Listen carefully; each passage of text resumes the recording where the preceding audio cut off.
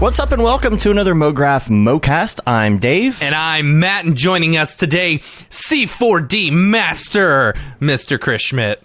Hi guys, thanks for having me again. It's exciting as always. And Mograph is a supplement to our site, mograph.com, which is a motion graphics tutorial site with tutorials, plugins, podcasts, and other Mograph stuff. And on the show, we talk about everything ranging from motion graphics to Cinema 4D, After Effects, plugins, render engines, doing business, doing taxes, being a contractor, or working for the man. You can email us, info@mograph.com. Let us know what you think about the show. Questions, comments, concerns, queries, grievances, artist suggestions, show topic ideas. We're on Facebook, Twitter, Instagram, YouTube, TikTok. Hi, TikTok. Hello. And Mograph.com. Is TikTok running right now? TikTok is running right now. That's We're live. They got the little paper there, you know, and they can see my Dr. Pepper and only hear my side of the story, you know? So it's great. It's going really well. Speaking of doing taxes, I hope everybody got their taxes done or is about to have them done. Right, you got to submit them today. Submit them today. I didn't know it was today. I'm glad I didn't know it was today, or I would have been doing it over the You would weekend. have hated today. You'd be like, this is going to be a short show because I got to finish my taxes. Yeah. No, I'm done. I had to put in for an extension. My tax guy was like, I was like, I'm ahead of it. I'm going to book early. And it was like a month out and he still was booked until like a week after. Oh, man. Yeah. Yeah, I get a little too nervous about like getting an audit or something for extending my taxes, you know? Yeah. Like, apparently your chances go up. I don't know if that's true.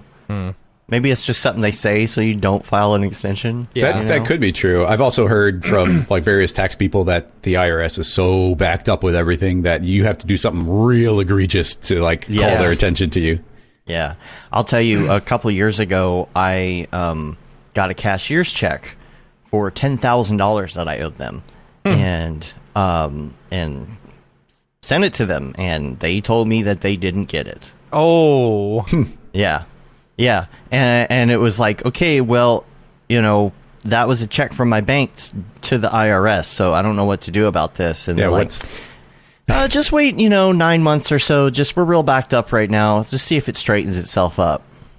Okay. Wow. Okay, you said it. I didn't. Yeah. So, I, 1 year, so I was living in Texas, right? Doing freelance work in Texas and whatever. And, one of the companies I was working for, I never filled out a 1099, nothing. I thought it was all going to be like, hey, here's a little bit of money for doing some work that we did, right? Turns out they somehow got my information, sent it to the IRS. Well, during that time, I moved from Texas to Portland, right? And so when I did my taxes, I didn't put any of that information in, but I got audited or whatever the next year saying, hey, you didn't pay enough, in taxes, you owe us this much money. And I was like, oh, that sucks. And then Oregon, because I had moved there during that time, said, oh, you made this money while you were in Oregon. You owe us that much money too. So even though I didn't do the work in Oregon because I didn't claim it on my taxes, Oregon thought I did it there and ended up having to pay $700 in Oregon state tax for not working in Oregon. I was so mad about it. Wow. Yeah. I'm not sure whether I thanks. paid that or not. I hope I did. I hope you did. I'm pretty sure you would have gotten a letter by now. I might have, yeah. Unless you're past the statute of limitations by now. I don't know. 7 years, right? I don't know. Yeah. It's been at least 7 years, yeah. So taxes and NAB, I hope everybody is also getting prepped to leave for NAB right now. Yes. To join the fun. We're going to talk about all things NAB today as well. We're going to get into that and what's going to be going on. But first, we should mention Camp Mograph. Yes, we absolutely should Very mention important Camp this Mograph because tickets officially go on sale on Wednesday, which is exciting. I am so excited for this. Tickets go on sale noon Eastern time. You can go to campmograph.com. You can't buy the tickets there. You need to buy them through our Eventbrite page. So make sure you don't go to campmograph.com at noon. You go over to actually, if you get there at noon and you're just now signing in, you might have already missed tickets, right? So just know you got to be ready to go because those tickets are more than likely going to go fast. It's like a drop. I don't want to say that they absolutely will go fast, but I am assuming by the past 2 years, or especially by last year, and from what we've been hearing from everyone how they want to go. So yeah, make sure you're on our event. What? I'm extra excited because it's going to be my first year attending camp. Yes. Very exciting. Really excited for you to come. That's going to be awesome. Yep. Like, oh man, we were missing you last year. We're like, Yeah. Chris would like this. Chris would like this. So, Well, the super bummer last year was, it was like, well, camp was coming up and then we were running HalfRez in Chicago, and then NAB was right after. It's like, well, it's busy. I'll just do NAB. And of course, NAB ends up getting canceled. So all the people I thought I was going to see, I didn't see again. Yeah. And so it's like the worst double whammy ever.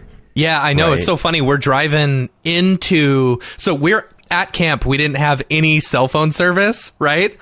And then I leave the camp in order to go like pick some people up, and then I have this voicemail from Paul Babb saying, I think we're gonna cancel NAB. And I was like, oh man, that sucks. Yeah. So tickets go on sale noon Eastern. If you're planning on going, I would 100% recommend setting your alarm right now. So there are two different types of tickets. We've got the community cabin tickets where you share a cabin with your Mograph friends. Then we've got the single cabin tickets where you have your own room, your own private bathroom and stuff like that. So make sure you know which one you want. There is a wait list. We do have a wait list once we sell out. If we sell out, I don't want to say we will, but I'm just saying, like, if we sell out, yes. So it's campmograph.com, the Eventbrite page. It'll link you to the Eventbrite page. It's September 15th through the 19th. It's going to be a lot of fun. I'm very excited. Amazing speakers. Just make sure if you're really, really wanting to go, just be on that Eventbrite page and hit the refresh at exactly noon Eastern time. And so what will happen is those tickets will show up. If it says there's an access code, you're either too early or too late or something. And then you'll see community cabin and private room cabin. And like you have 15 minutes to check out if you get one of those. What happens? I think, as long as people add it to cart and they go to check out, you have 15 minutes. Don't worry about rushing through that. Just get it done. Because we need the information. You got 15 minutes, to do it. And I think it should be fine. So you've secured that spot once you're If for some reason it doesn't work and you're texting me saying, hey, why am I getting this error? Like 5 minutes later, I'll be like, your ticket's already sold out, yo. Sorry. Anyway. We're trying. Ooh, we're trying. So Camp Mograph, super excited. Yes, make sure and get there, buy tickets, have fun. We're going to have an awesome time. And we couldn't have done it, of course, without all of our amazing sponsors. First up, our global sponsor, Otoy. Otoy is sponsoring the entire event. Otoy presents Camp Mograph. We're super excited about that. And then our two village sponsors, Maxon and Video Copilot. You will be staying in one of the two villages on camp, either the Maxon village or the Video Copilot village. Super excited about that. And our gold sponsor, Grayscale Gorilla. Yay! I'm super excited to have them on board too. Yeah, so very excited for Camp Mograph. Thanks to all of our sponsors for helping keep the ticket prices down. And yeah, we're going to have a lot of fun. You're going to have a lot of fun. So make sure and get your tickets Wednesday. Set your alarms now. This Wednesday. Yes. And speaking of events, I think, Chris, you have something to tell us about. Yes, I'm treating this as sort of the official announcement, but we now officially have the date for this year's HalfRez 2022. So you can actually go to halfrez.com right now for a save the date. Make sure you click and sign up for the newsletter. Click the get notified button. And when the official information is out and tickets are available, then you'll get the email right away and you'll want to jump in. We're going for a full scale HalfRez where it's going to be as big as it ever has been, trying to make it even bigger. And what's pretty cool is timing wise, it's the weekend before camp happens. So if you're looking to maybe do a half work fun vacation or come to the US, it's a good kind of double feature you could do, doing HalfRez and then less than a week later you'd be hanging out at camp. So pretty cool combination. That's right. I'm looking at you, Raid Zero. Come on over. Come on, Phil. Come to Phil. If you need a place to stay in the meantime, in between HalfRez, you can just fly to Dallas and hang out with me and then fly with us. It'll be fine. You can come stay in my house from overseas. Come on, Haley. Come on, everybody. Everybody overseas. Come on. Hey, this is Dave. I just wanted to stop for a moment and thank our sponsor, Otoy, the creators of Render Network and, of course, Octane. But I don't have to tell you that. You know who they are. You see the results of their render engine all over the interwebs, and we're very grateful that they're supporting what we're doing at Mograph.com, from this podcast to Mograph TV to events like local meetups and Camp Mograph and all our community building efforts.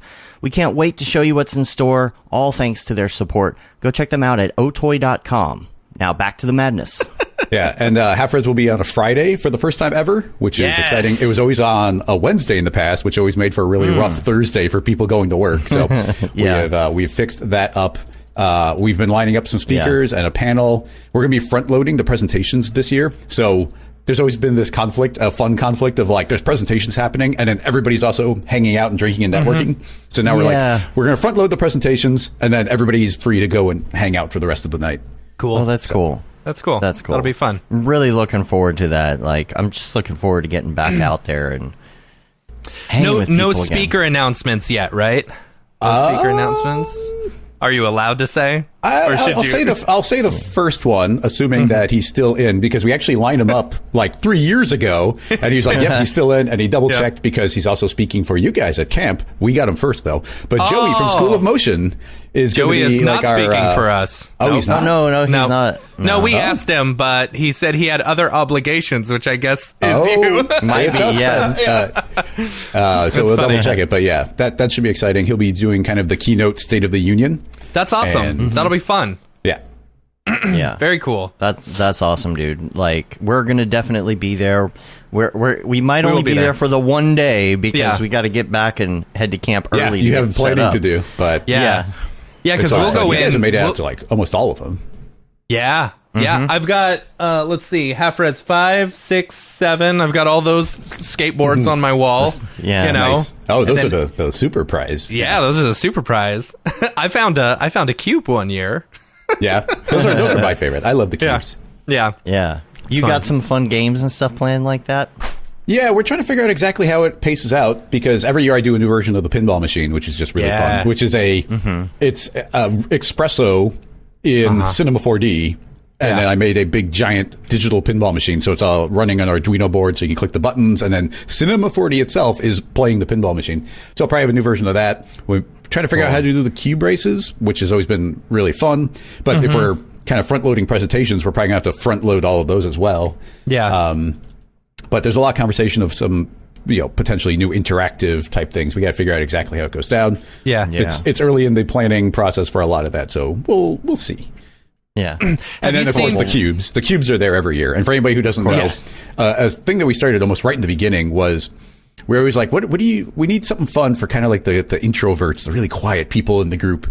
So we started 3D printing up these cubes every year, and they started getting fancier and fancier. And then we started putting electronics in them, and we would hide them throughout the venue. And there wouldn't be too many. There'd be maybe 12, 20 at the most. And so people could go around and hunt for these things. And people started like running in to find them and like rushing around the entire venue to track them. So we started slowly hiding them throughout the night so that people had a chance the entire time of potentially finding one. The amount of time I have like wasted that. at HalfRez going around looking for damn cubes. Matt's spending all his time like searching around the bathroom floor. Right. Like, what are you doing in there? Swear there's a cube behind this toilet There's here. a cube. I gotta check Underneath the again. They might plunger. have placed it after I left 5 minutes ago. Yep. I love that idea, and it's always been super fun, and people dig it. And, Chris, you should do. So I was on TikTok the other day, and I saw them showing off different pinball machines at the Pinball Hall of Fame, which we will be going to. Yeah. There was a double decker pinball machine, right? Mm-hmm. We should try and figure that out. Do 2 TVs, right? Double decker. gosh. Well, it already does have 2 TVs because one is just playing a video. Flat, but if I stretch, potentially if I stretch Cinema 4D to cover both screens, like that might work. Or you could get it to where if it lands in a certain spot, it creates an entirely new field to play in. Yeah, It changes the layout. Yeah. Ooh, that's gonna be interesting. Trigger layouts based on buttons. Cool. That's exciting. man. I'm super excited. Yeah. I'm so excited about events again. Yes. Yeah. Yeah, it's the year of events.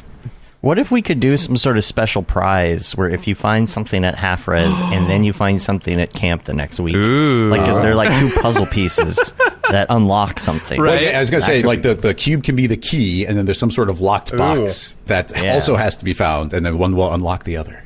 The keymaster and the gatekeeper. Right. me and Mark were playing around with ideas like that. I don't know if I want to make it official, if I want to say it, because we were playing around with like different, like, you've got like a candy, like those candy dispensers or whatever. We had joked, we had thrown around the idea at one point of like doing like, custom t-shirts or like discount codes or something. And if you find certain things around camp, that would unlock them, like little coins or something. Okay. I don't know. It could be fun. Yeah. Yeah. Camp coins. That would be Camp neat. Virtual claw machine. Virtual claw. Oh, claw machine. I'll never be doing anything but the claw machine then. Right? Oh, Yeah. That's a good idea.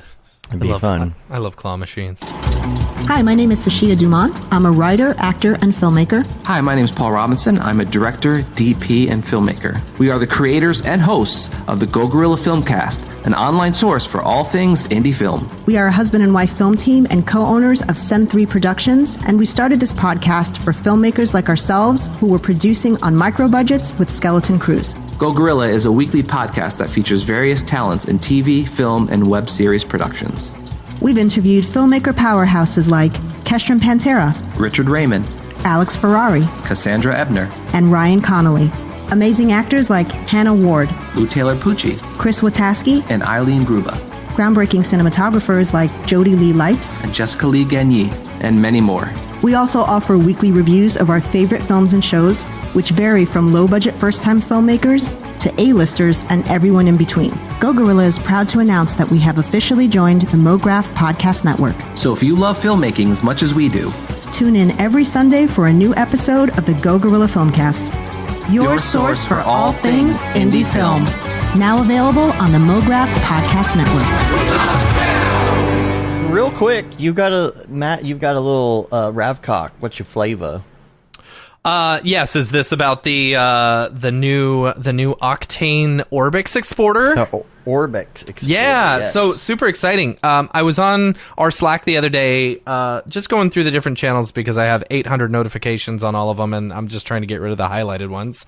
And I saw that Dino in the Slack had mentioned the new Orbix Exporter. So I'm using 2021.1.1. I know they actually just released 2022.1, the XP version or whatever, like the experimental build, which is exciting, super exciting. I want to try that once this big project we're wrapping is up. But they introduced a new Orbix exporter. So, for those who are aware, exporting Orbix out has always kind of like sucked a little bit. It wasn't super reliable, and you didn't Just know big where files. Well, I And, mean, yeah, like, which is fine. You're going to it's hard deal to- with big files anyway, Yeah. but like you're not sure about like the progress because it'll say, like it'll get stuck at like 25% or whatever. But this new Orbix exporter is actually built into the Octane settings inside your render settings, which is cool. It's like right underneath the network rendering option. So what's really cool about it is that you can enable it and you can set it to where it will export an Orbix file at the same time it's rendering a local file and stuff like that, which is pretty cool. So say you're rendering out like a low res sample of it, you can export that Orbix at the same time. It's got the Orbix, then you can send that to render and up-res it from there. So you could send more samples or do a higher size. I believe you can do that. You haven't tried it yet? I mean, worst case scenario, you could just open up the Orbix and then change the settings inside, the Orbix file and then just save it and upload it. But yeah, like that's really cool. So when you're doing a low res version, you could upload it to render and do that. What else? But yeah, and it also. Or you can just do it by itself and render them out, or export out the Orbix file. But what's the best part about it is it opens up the picture viewer, and it will tell you like the progress of how many frames, so you know exactly where you're at in the export. It's really, really nice. So Nice. super cool. Yeah. I'm having some issues with TFD with it. I got to figure out myself, but I bet the cache and all of that becomes. I'm sure it is, and Huge. Vernon in Discord was saying maybe I should try exporting to a VDB and figuring it out there, but I don't know if that will even work because it's exporting an Alembic file, but for some reason it's not seeing my on and off. But that could be because I'm also on an earlier version of Here's what you do. Octane, because I know there's Here's a what new you version do. out. There is a command line thing that comes with TFD, right? And it takes Yeah, the I know. BRD Yeah. files or whatever they are. It converts them to a voxel format, Yeah. which you can then bring in as that very light plugin, Yeah. where you can just load, any sort of, VDB. Yeah. VDB. I have thought VBD.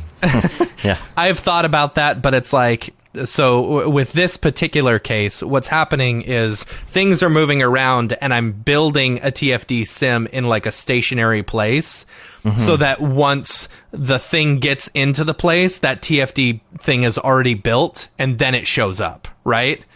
So it's like I basically got the TFD sim off until a certain point, and then it shows up, and reveals or whatever.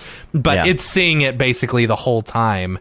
And like I said, it could be because I'm using an older plugin or whatever. I Maybe bet they if you did fixed the it. VDB, I bet that would help you Yeah. a lot as far as exporting to an Orbix. The only thing that I can think is maybe I could keyframe like the emission to be like from 0 to 100, but I have like 6 different takes of it, so I would have to keyframe all of them, Ooh, that's getting real complicated. It is You have getting to take it's a two. very complicated project, yeah.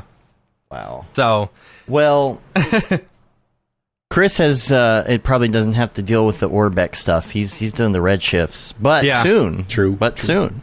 soon. Yep. Soon.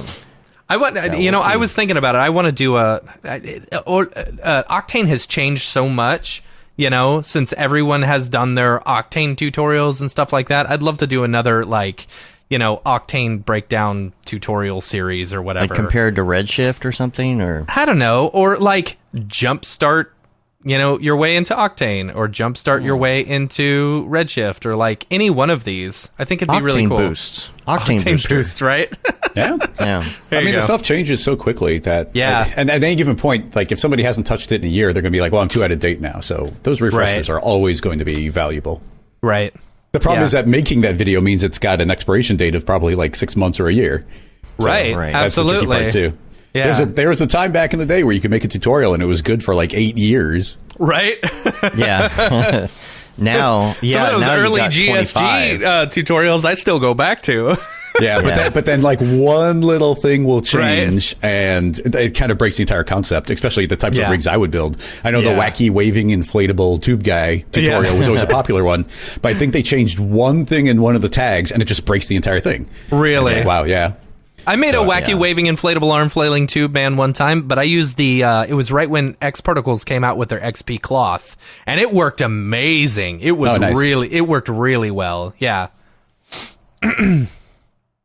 I saw a question about Maxon and what they're going to be announcing as well. There's supposed to be an announcement on 420. 420. What is it? I didn't realize, April 20th. Paul yeah. Bab. Yeah. Yeah, There's they a did lot say to keep going an eye on. out. Yeah, there's something that Paul said that they're going to announce, and so Wednesday is going to be They're buying Red us- Lobster. Yes.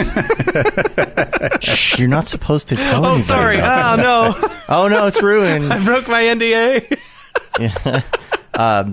But Wednesday we're waking up and like ticket sales, and then I don't know What time's if the Maxon there's, announcement? I have no idea. It's I hope it's been not all at over the noon place. Eastern. Yeah, it's been all over the place sometimes. Oftentimes I've woken up, it's already up, but they're on California time. But then Right. sometimes Germany would be like, Germany's oh no, we're late. announcing kind of the night before when it was their Yeah. morning. So Yeah. you Right. don't know.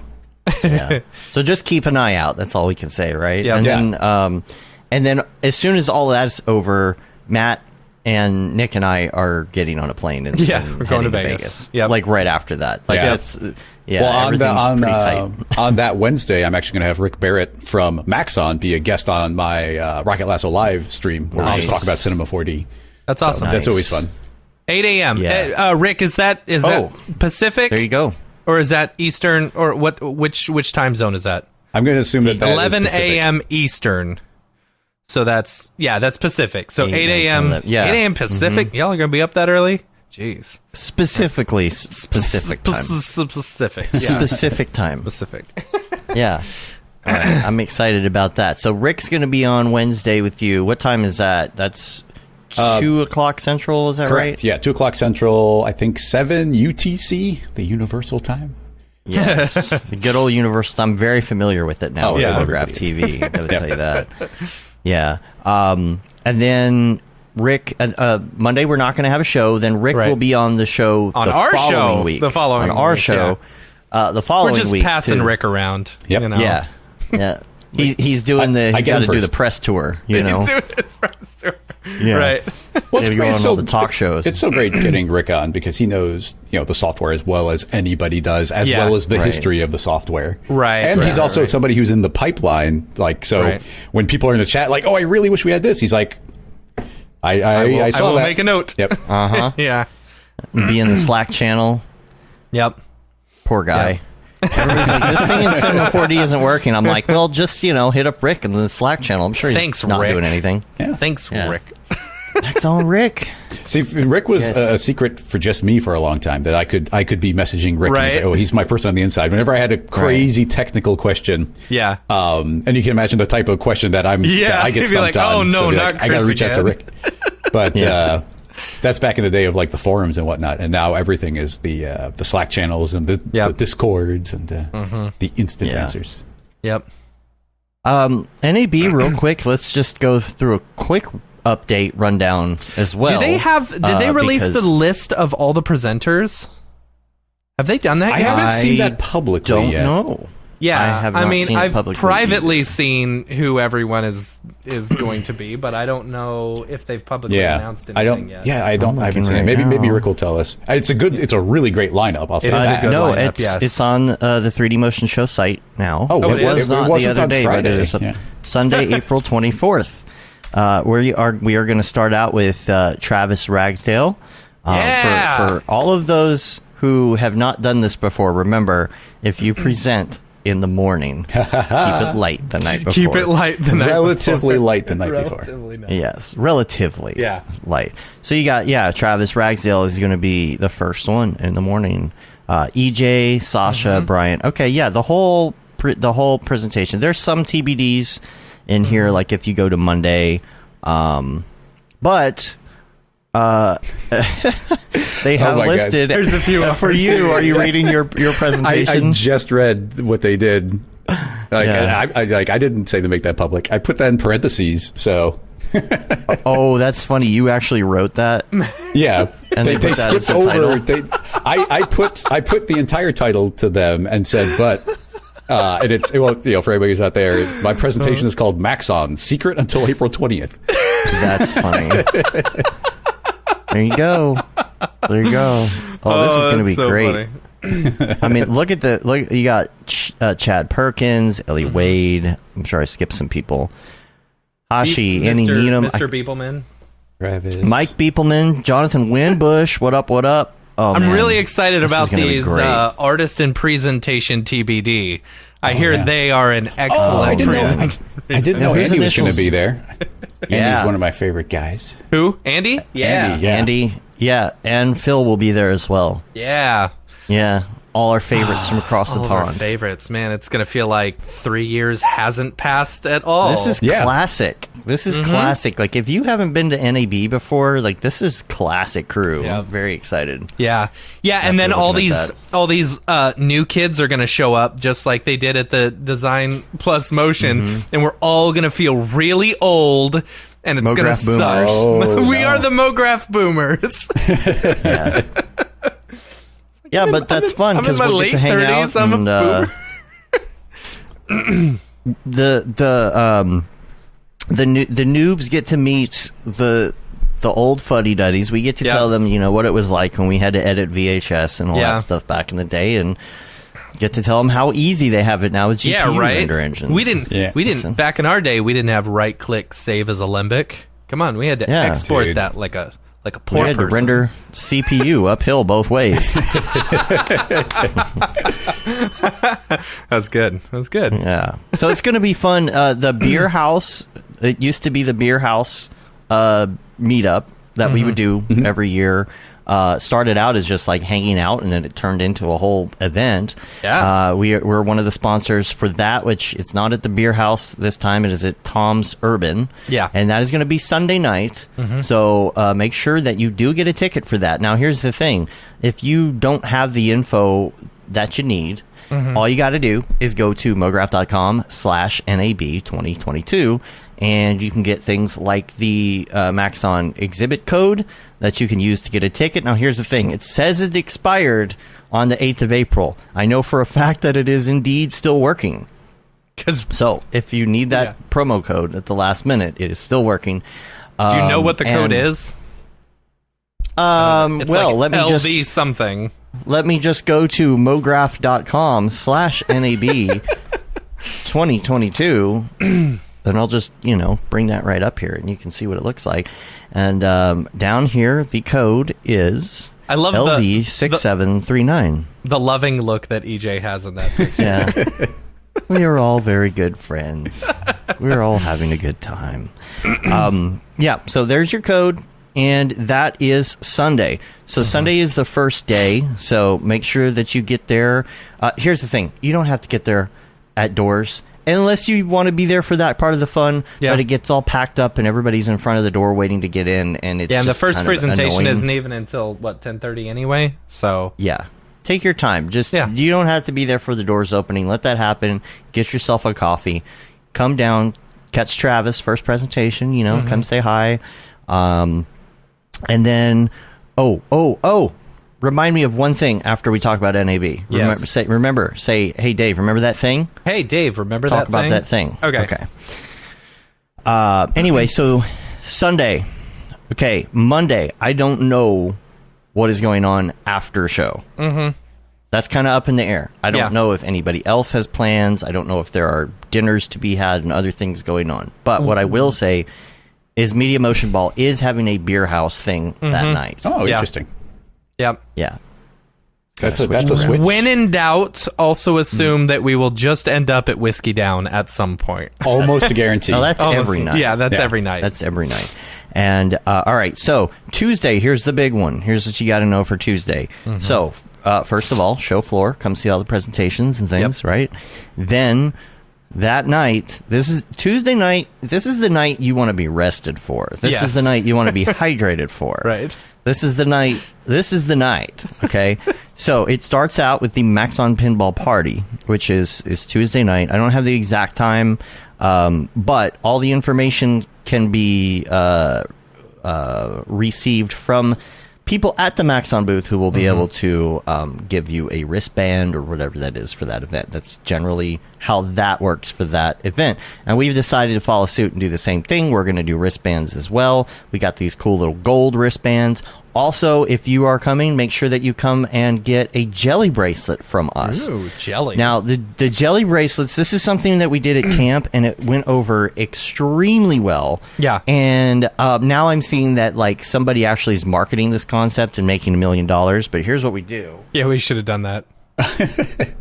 This is what we did at camp, and all we did is we just got colored jelly bracelets like these. Got mograph.com, Vegas 2022 on them, and we got the different colors. And this is a non-verbal way of communicating how comfortable you are with COVID level, right? Yeah. If it's whatever, anything goes, it's green. If you're kind of, I'm masked up in claustrophobic situations, I'm being a little careful. I'm really making sure I'm washing my hands. I got to be, fist bumps, maybe elbow fist bumps. Yeah. No hugs, but we can fist bump. It's not that bad, but, I'm not 100%. And then there's the red one, which honestly, a lot of people did not pick at camp. Yeah. Now, in that situation, I think just about everybody was vaccinated and tested and all that. Yeah. I don't know, some of these events we're going to are not going to have that. Yeah. So if you have family members and things that you're concerned about, you really are still trying to keep your distance and be safe, you take this red one. So even if you're not coming to one of the parties or whatever it is, we got a ton of these. So just meet up with us and grab one of these helps. Plus, it's swag at the same time. So. Exactly. And the green ones are totally okay with coughing right in your face. It's all right. Yeah, sharing drinks all the time. Yeah, making out. Well, you have to imagine that the people who would wear the red have mostly self-selected to not go to Vegas and be on a giant show floor. Right, exactly. right. Yeah, exactly. Yeah. I mean, the limos and things, I'm probably going to wear a mask in the limo, And I won't. karaoke, I might I'm be cool. off and on. I really don't know. I'll feel it out when I get there. But we do need to bring some wipes for the microphones and stuff. we will have, Okay, cool for sure. Yep. Yeah, and now here's the thing: we are trying to get this list settled. I have some yellows marked on our list for this event that I have to verify because right now we have a little bit of a backlog, a waiting list for the next event, which is the one you need the gold paper Mograph bracelets for. This is a VIP bracelet that you have to get from us. I have a list of the people who want a bracelet already, and it is already overflowing. So we may need to get more limos and more karaoke room, but we're monitoring the situation. Yes. Also, from the parts of that year's NAB that I remember, that was one of the most fun parts. It was halfway through that Chris, event you are that I stopped presenting at remembering. 10:30 the next morning, so don't party too hard the night. come on, we didn't learn our lesson. Oh, that's Maxon didn't learn their lesson. Okay. Well, that's my second presentation. That might be more of a Rocket Lasso Live There you situation go. where There I'm you just go. doing it, making it up as I go. Cool. So- Funny. We've also got Yeah, we got shirts. we got some Mograph.com shirts, so come find me. Very- I'll have some Yeah. on the show floor. I need we'll one. bring some of this stuff out to our party table or whatever we have at the event. Rick, do you remember? Okay, Tuesday. So the pinball party will be going on, and then at 10:15. Okay, this is very important. At 10:15, the limos arrive to go to the next event. Yep. You have to have that bracelet to get in to the limo and to get into the event. At 10:30 p.m., we will be leaving. Yes. The limos will be leaving. We have 4, maybe 5 or 6 now, stretch Homer limos, and we will be going down the strip because the Pinball Hall of Fame now is on the strip. So we're going to be continuing up and down the strip. Yeah. And then we will be ending at 11-ish, 11-something, beginning, I don't know, 11:15. Parking lot of the Venetian. We'll go in the Venetian, and we have 2 VIP rooms, maybe 3. I don't know. 3. Where we'll be doing karaoke and things like that for the rest of the night. Now you do need to find your way home. We do not have a shuttle taking you back to the hotel, but it is not far from the Venetian, anyways. It's not that big of a deal. I've Make sure everybody drunkenly knows made that. that 30-minute walk before. Oh, you mean the 30-minute walk Oh, that's my actually goodness. a 2-hour walk? I have that's a fun wandered aimlessly through the streets of Vegas, and not a great state before. It's No. Oh, yeah. That's a confusing. tradition. Yeah, right? Yeah.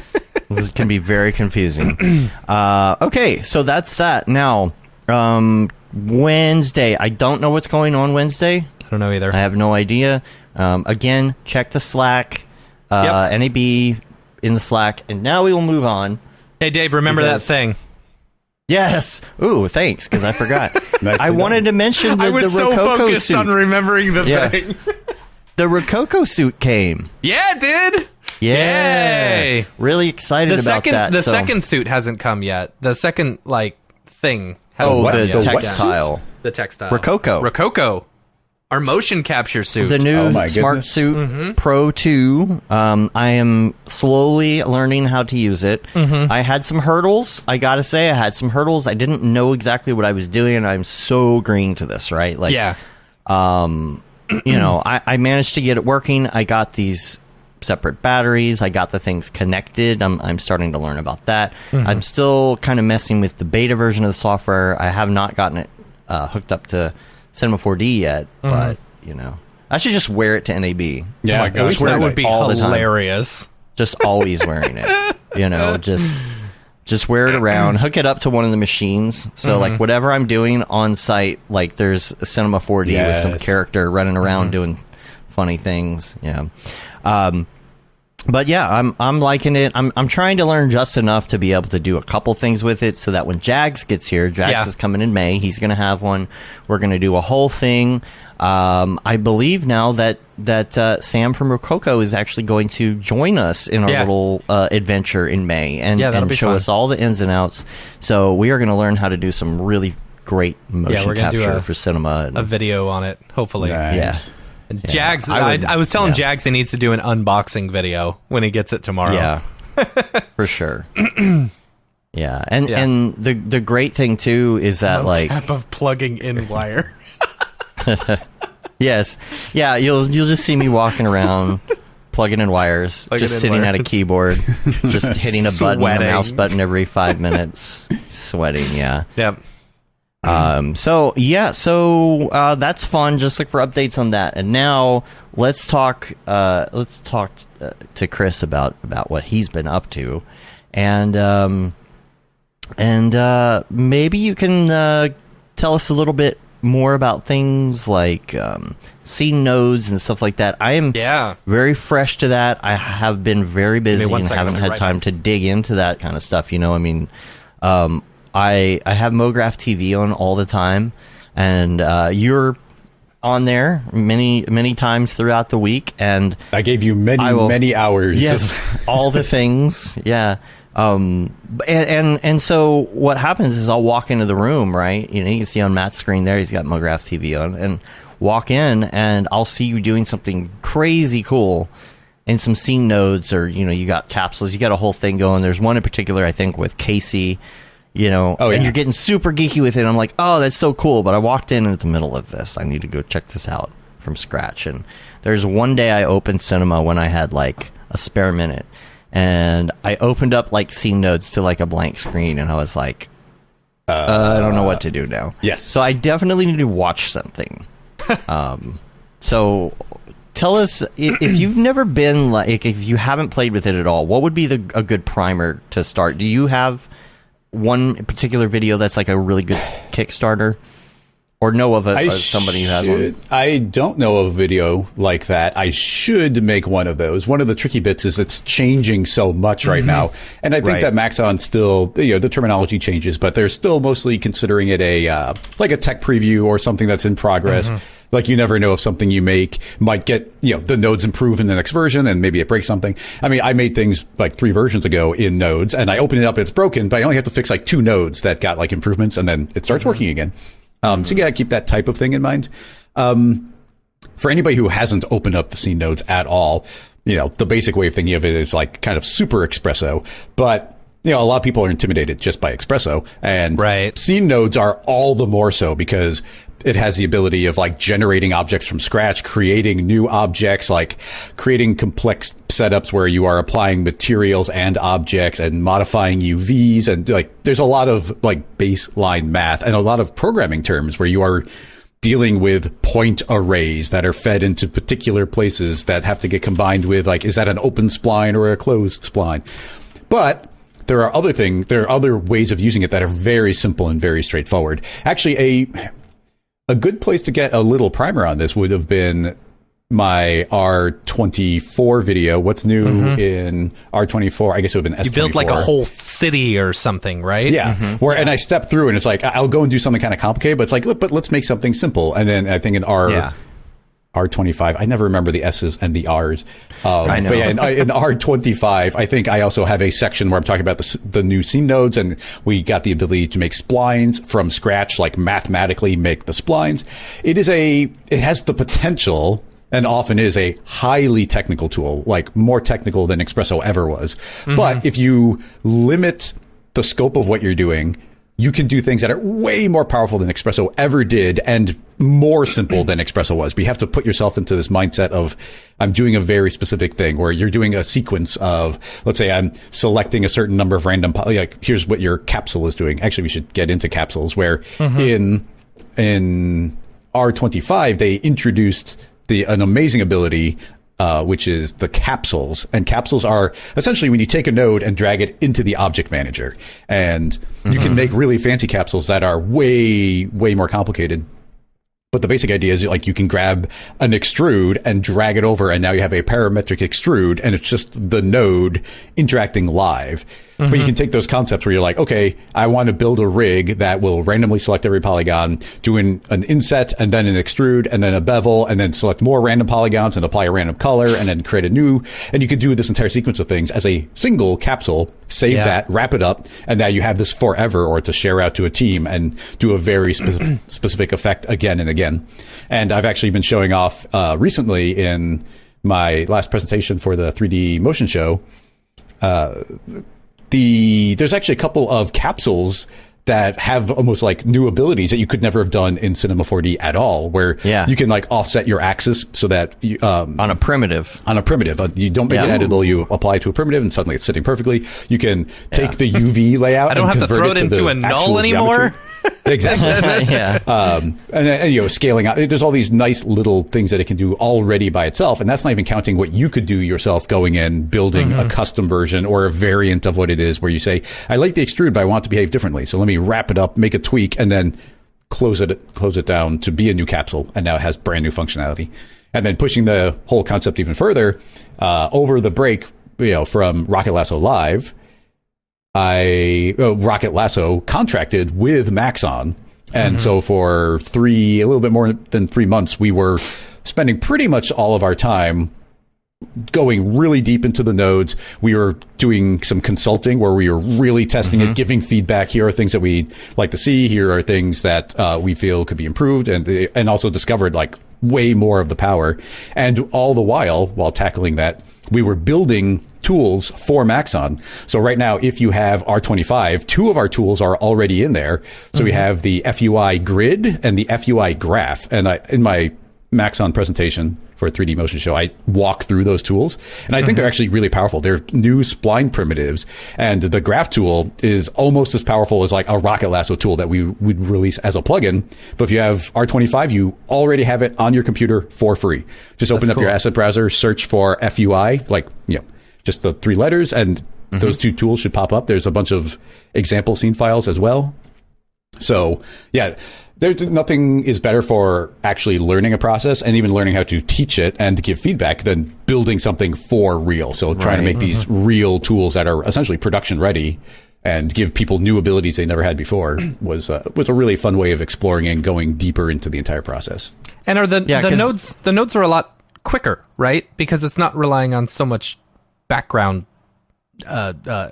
processes and stuff, right? Or it's using the new engine, right? It's using the Neutron or whatever. Yeah, there's the new Neutron background, like all of the new Neutron based background in Cinema 4D makes a lot of processes run way faster. But to get nitty gritty, the object manager is old. That's like the older tech in cinema. So by making a capsule and dragging it over, the object manager needed to be the capsules need to behave in such a way where it almost pre-caches everything before it goes over there. So in a way, think of it like a video game emulation where like the video game, you're going to run an old Nintendo game on your computer that has to run through an emulator. So it's almost like these capsules are being emulated into the object manager to work with this older system.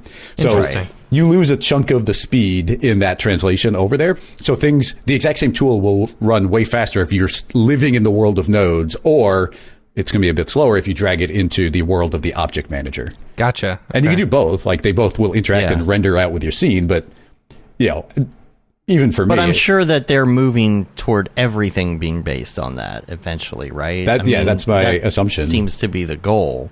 Yeah. So then that will go away. So because that's Vernon's question here, basically in the chat about the performance. But are there performance improvements that you see, like in the viewport and stuff, when you're working directly with the scene nodes? Like, do you see viewport performance increase or anything? It depends on what you're doing. There are things that we could never do otherwise that are crazy fast. Even in the very first version of the scene nodes, when I think it might still been being called Neutron, the you could make so many clones and modify them all and change the geometry and have it all running like insanely fast directly through the nodes. That's not the type of thing I tend to build. I like making clean rigs that are really robust. And then it's really difficult to speak about, where things go in the future because, where I'm on some of the beta stuff and whatnot. So, but agreed that eventually you would expect that some sort of that there's an older object manager right now. Presumably at some point there's going to be the one that works more natively with the nodes.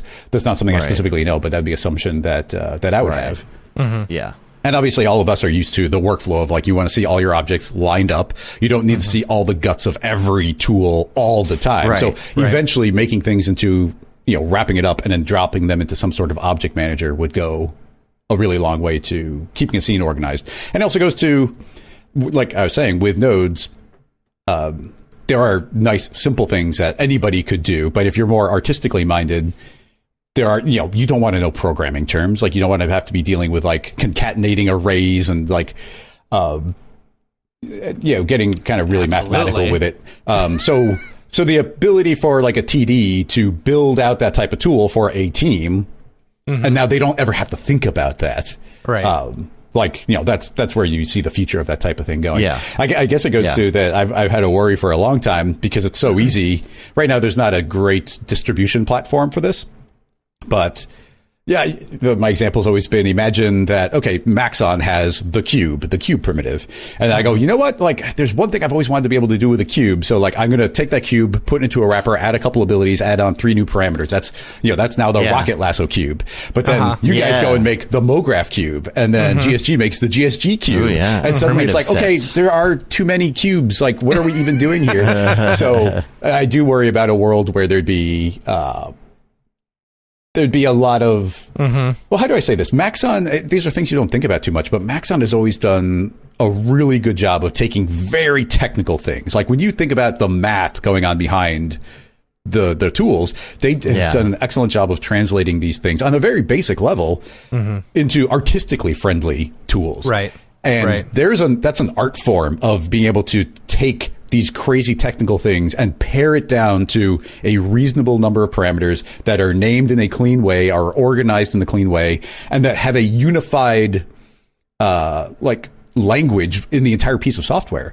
And it's so easy and you see this often when people make scripts or something where they're not thinking along those lines, and you'll see here's 30 different settings. It's but I don't know, this one says scale, and then that one says enlarge, and then this one says, and you don't know what those do. So trying to build things in the Maxon design language is a challenge by itself as well, which is definitely something I was trying to do with all of our plugins, but also making those capsules for Maxon. Yeah. I still don't understand the difference between orientation and rotation when you've got a 3D layer in After Effects. Been in After Effects my whole life. I still don't understand the difference between the two. Yeah. When am I supposed to use which? Yeah. I think it has to do with which way is up. It's changing your pivot point, basically, I think. I just know that I use it when the other one doesn't work. Right. How many tools are like that? I know it's A or B. Was it A? No, it must be B. Yeah. Exactly. Are there similar tools in the nodes that similar to Expresso? Because what I find myself doing in Expresso a lot is reaching for a math node anytime I want to do something, like an add, subtract, division. I feel like I can do everything with that node. Are there nodes that are similar to that? Oh, totally. I mean, it goes down to the nodes. There's different levels of nodes everywhere. So you've got the high. So far, we don't have that many super high level nodes that are really mature. A lot of what was built are these medium level nodes or really low level nodes, being you're getting down to the base mathematical functions and concepts of you're constructing a polygon object via raw points and determining the direction and the flow and the normals and everything. Very baseline stuff where it's almost every primitive in Cinema you can make right now through nodes purely mathematically. So the base level stuff is all there, and it goes to Expresso was tended to be simplified high level things. And you could do some math, but it was really pared down where here you're able to get into the most fundamental levels of what cinema can produce. And that's where it could get intimidating. And then I think when we get into a very organized place and you start getting these higher level nodes, then that's where the average artist will be like, oh, I'm comfortable moving into nodes. It's the type of thing I hear a lot about, like where Houdini tends to live, of like you can do these very big top level nodes where it's like, oh, you're applying dynamics to a system, or you're now applying these different sims, and you're thinking of it in a very high level. You can go deep if you need to, and that's where we are inevitably headed. But right now, it's more of the ground level stuff. Okay. Yeah, and like Matt's comment here in the chat, talking about Houdini and Maya's version and everything else, like. Houdini's gonna Houdini. Houdini is Houdini. Yeah. I mean, that is what it is. And one of the things that I love about Maxon is the fact that they really listen to what people want. And doing this with you and really digging into these, I feel like, is one of those things. A comment that I made a couple years ago, we were in some sort of hangout or something, with like Rick and a bunch of other people, was like, cinema just needs the ability to open up under the hood if you need to. Click on this thing, open up the hood if you need to, and but if your average new artist can still jump in and do whatever. And it got a kind of like a weird look when I said that, but I think it's because this was already working on it. Yeah. And can't say anything, but that's it. It's really great because, like you were saying earlier, if you want to design something and you're on a team, you're like, here's the thing I made to make this work. The rest of the team doesn't need to know how it works. It's just here's your thing. Absolutely. I mean, it goes to like, we don't know, like coding wise, like how many artists know how the different spear types are made. Like there's all math behind the scenes that's making that happen. Right. And look at that render. I bet he didn't even program it. Exactly. I mean, I have had to get over that as a hurdle, but something I'll say, keeping it really like abstract here, but like getting to communicate with some of the Maxon development team. Something that was like really cool, and these are things I already knew, but something that was really cool was they were really excited for feedback. They were like, oh, okay, like these are things we need to hear. We'd like, they're like, how do we make things like even better? And having a company that's really open to feedback instead of being like, no, that wasn't the plan. That's not what we're doing. It was the opposite. Right. And so they're that's probably just excited to not robust. get. They're probably just really excited to not see crash reports. Feedback from the crash reports. I'm just joking. It's great to it's great that they can make it so robust and then come back to the artist and say, okay, now that this is so robust, how do you want to use it? Yeah. But even their first pass on things is typically really impressive, where I think back to Fields, and Fields for me was like one of the greatest additions, on a technical level. Like just taking the concept of the effector and decoupling what it does and where it does it as a base concept was huge. It opened up so much power. It's another, it's one of those order of magnitude type of things. And their first version came out and it was like pretty dang robust. And the next version comes out and it's like, oh, you could now put masks and folders, and they clean some things up. But once they got all the feedback from artists, like not much had to change because they got, they were 90% of the final, like on the first pass. So, and I love those things. Yeah. And tell us about your plugins too, because since the last time we talked, I think you've come out with 2 since then. Yeah, it could be. What are the 2 latest? The I don't remember what latest, which came out in rapid. We had 3 plugins come out in pretty rapid succession. So we had Ricochet come out, and I love Ricochet. And these are all spline tools to simplify. So Ricochet will essentially, you're shooting like a laser beam, and it's going to bounce off of objects. But where it gets really fun is you put it inside of an object, and then you let it bounce around inside. And it's incredibly fast, and it's just opened up a lot of opportunities. I'm actually kind of shocked when I'm doing the live stream how often it's like, oh, Ricochet is the best way to solve this problem. So I really enjoy that one. And then Slicer came out, which is another spline tool that you can cut models like on any orientation.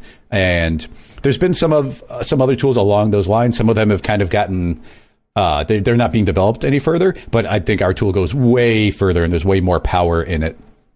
And then we have Mesh to Spline, which is another, like, it's a nice, I don't know how to put it. I tend to make tools that are a little bit more technical. They're not just a flashy artistic thing. They're going to be like a tool that's really creating new functionality for you. And Mesh to Spline allows you to convert any model into a spline, but via a lot of different methods of like, is it part of the viewing angle? Is it just the outline? Is it just the interior? Cool. Is it a bunch of little tiny segments, or is it a continuous spline? We've even got some concepts for the 2.0 version of it with like all these different algorithms. Question, for can ways you of do traveling through? Like, so that brings up an interesting point, because you're talking about, if it's just the outline. I wonder if you could do something similar to where, like, is it just still, or can you do animated as well? Because if you could do animated and it's outlining it, you could use that as like a stroke effect for like a 2D thing. Oh, totally. No, it's designed for that. And yeah, you can totally animate. If you check out the demo reel for the Mesh to Spline, and you'll see like all these crazy setups that I did, and things like the outline go a long way. Essentially, one of the best things about Mesh to Spline, if you haven't watched it, you should check it out, is a lot of the third-party renderers don't have any kind of sketch and tune. They don't have a tune style. This enables you to make your own in any renderer, because you'll convert it to a spline, and then everything has the ability to render a spline, and they're going to tend to render pretty quickly. So you'll see in the reel on it that I can create outlines and then layer something up, so it's like we're barely seeing these outlines of this object, and here's you're pushing the lines. I can't even describe it. It's like tons of things that you could do with Sketch and Tune, you can now directly do with Mesh to Spline, but That's for any super renderer. cool. And I really enjoyed. Hit that video, Dave. Yeah, definitely got to mute. Yeah, cool. But that's just converting. But obviously, it does animation. That's with dynamics. But yeah, right there you see the. And this is live connecting to an animated model, and then so amazing. that little car animation there, the entire thing rendered in like a minute. It was like so fast to render. Wow. See, I want to see if I can get my my setup working with the Rococo and that plugin at the same time, and do like live. Oh, that's cool. Yeah. But we're doing a lot of stuff where like you can drive it via fields for like how far out something should be pushed, or if it should generate the line at all. And a lot of a surprising amount of power. Every time we make a tool, it's like I kind of envision that as one thing. As soon as I have it in its slightly more robust form, it's like, oh wow, this is so much more powerful than you would have originally realized. So I've really enjoyed those tools. And then we kind of announced it a couple months ago.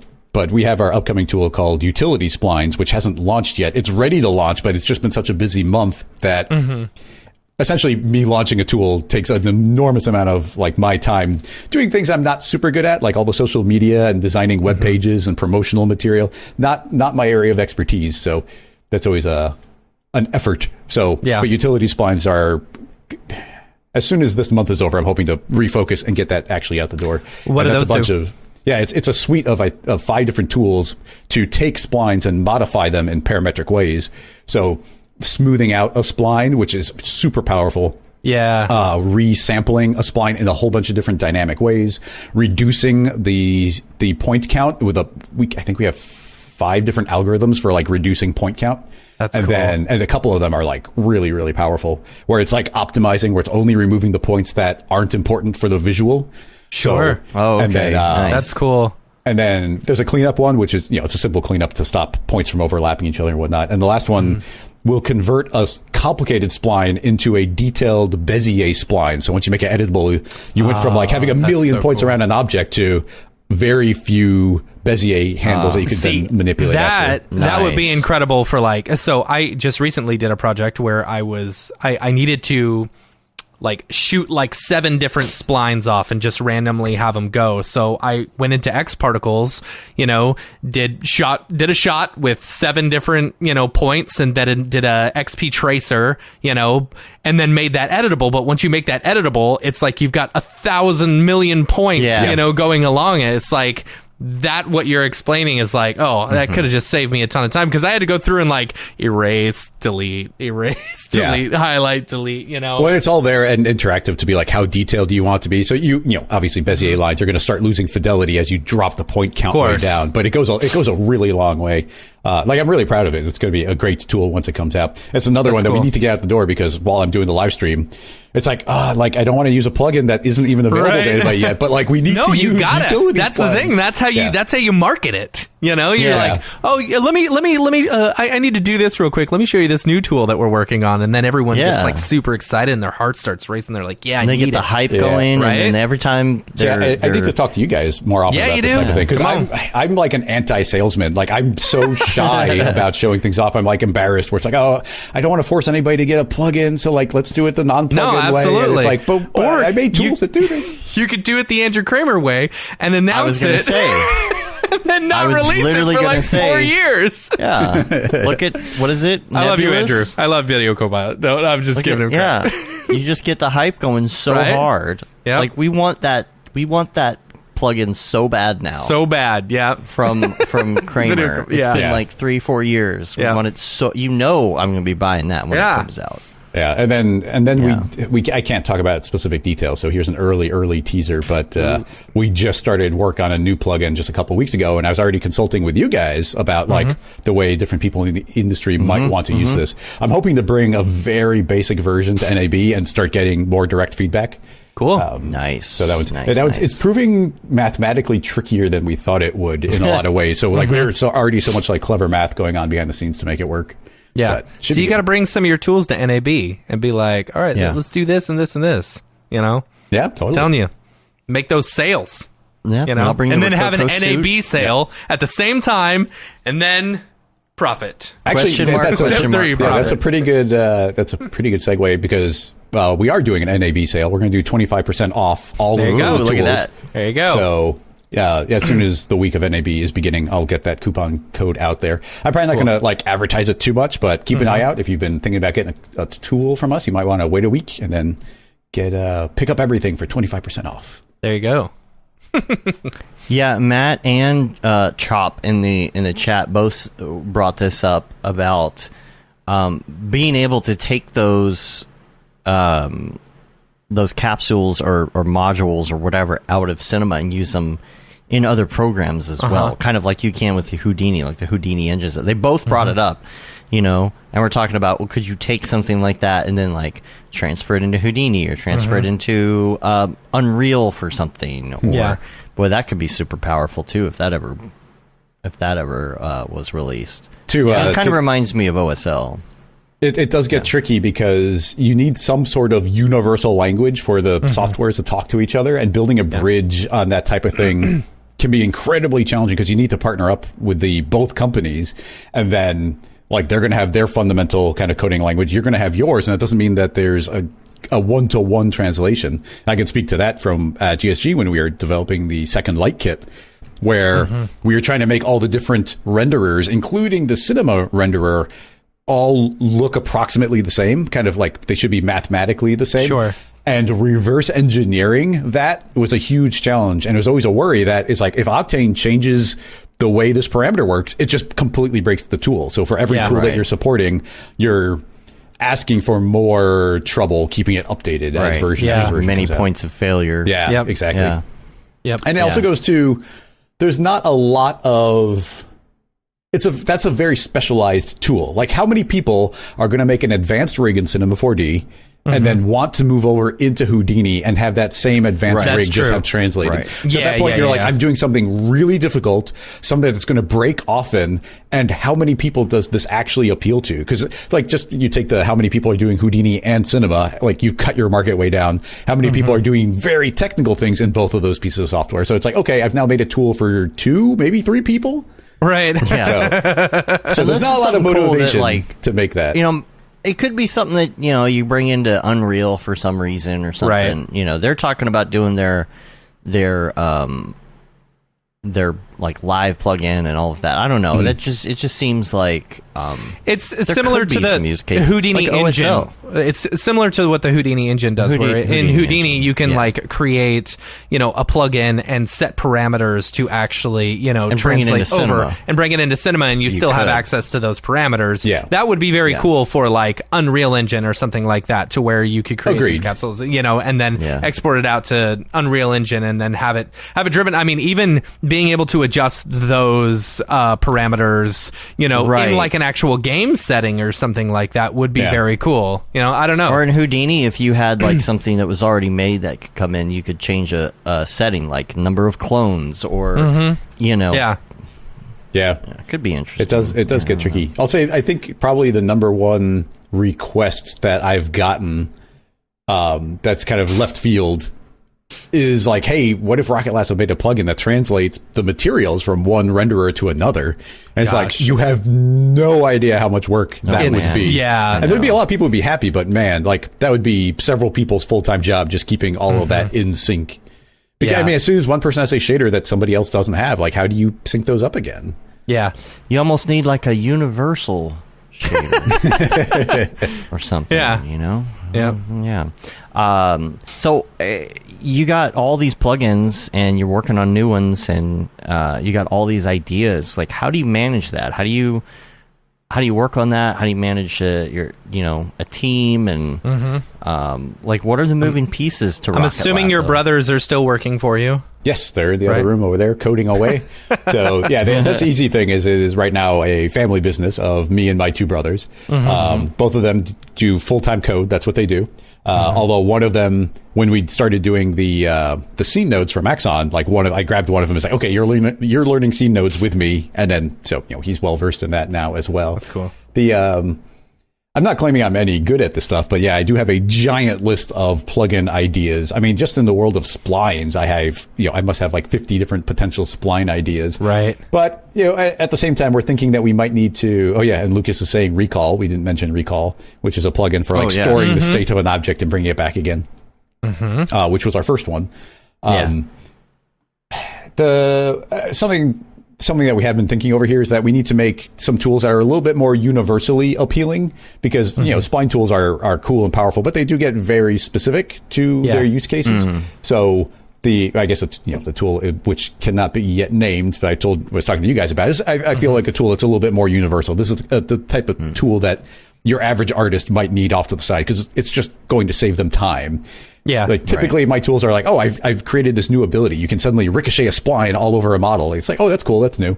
But the idea of a tool that's like, oh, if I use this tool, I'm going to suddenly save myself hours and hours and hours. Like just today, like, that's always a fun That's thing to the explore. best way to come up with a plugin is when it's something that's needed, and I still to this day save time by using the old Octane Spotlight plugin that we have. It still works. Last one we actually released it for was version 4, and it still works. Wow, that's great. So if you actually drag the C4D lib file or whatever it is from that plugin into 25, it says, do you want to like convert this into the content manager or whatever it's called now? And it works. And it still works with the new Octane. It works great. And there's still, I'm telling you, there's still nothing like it. There's still nothing that works with the level of control that you get. Not even the Spotlight in Octane.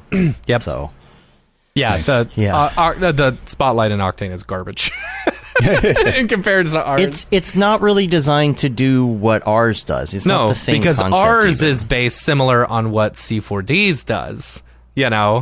Right, the standard C4D one. Yeah. The Octane one is trying to like put a volume in it and do all of this crazy stuff, and ours is a little bit simpler than that. But yeah. We need to just offer that for free somewhere at this point. Yeah. Honestly, we should talk to Jules and be like, "Hey, implement this one." Here you go. Or Yeah, hey, it still Maxon, works. you're listening. Listening, you want to? Yeah, let's do it. Come on. So how do you handle like the programming side of it? I've always been very interested in the programming side of these things because, I mean, it's and even like designing a plugin for something like this is one thing. I can't even imagine. This would be a great episode. Just the basic principles of designing a render engine. Like we really need to get into that with Jules sometimes. Like Octane aside, like when it comes to the basics and the mathematics of it and all of that, But anyway, back to what y'all are doing with plugins. Like, is there a specific code? Is it Python? Are you mixing things? Like, what is the process for doing programming like that? Because I try and I don't know what I'm doing at all. No, it is tricky, especially. I'm the one who knows Cinema 4D. My brothers can they can tinker in it, but they're not super fluent. And there's entire giant sections of cinema that they've never touched and will never touch. So what ends up happening is that typically I come up with the concept because I'm the one who's going to see a need inside of cinema, and then usually I'll just start writing a whole bunch of notes on it and kind of exploring the space in which that might occupy. And then oftentimes, well, here's the thing. I can do some Python, and I also did a bunch of C# back in the day. Cinema doesn't use C#. I did C# when I was like obsessed with Unity, and I was just kind of making a hobby game. And C++ isn't super different from that. But my brothers do all the C++, and the Cinema is written in C++.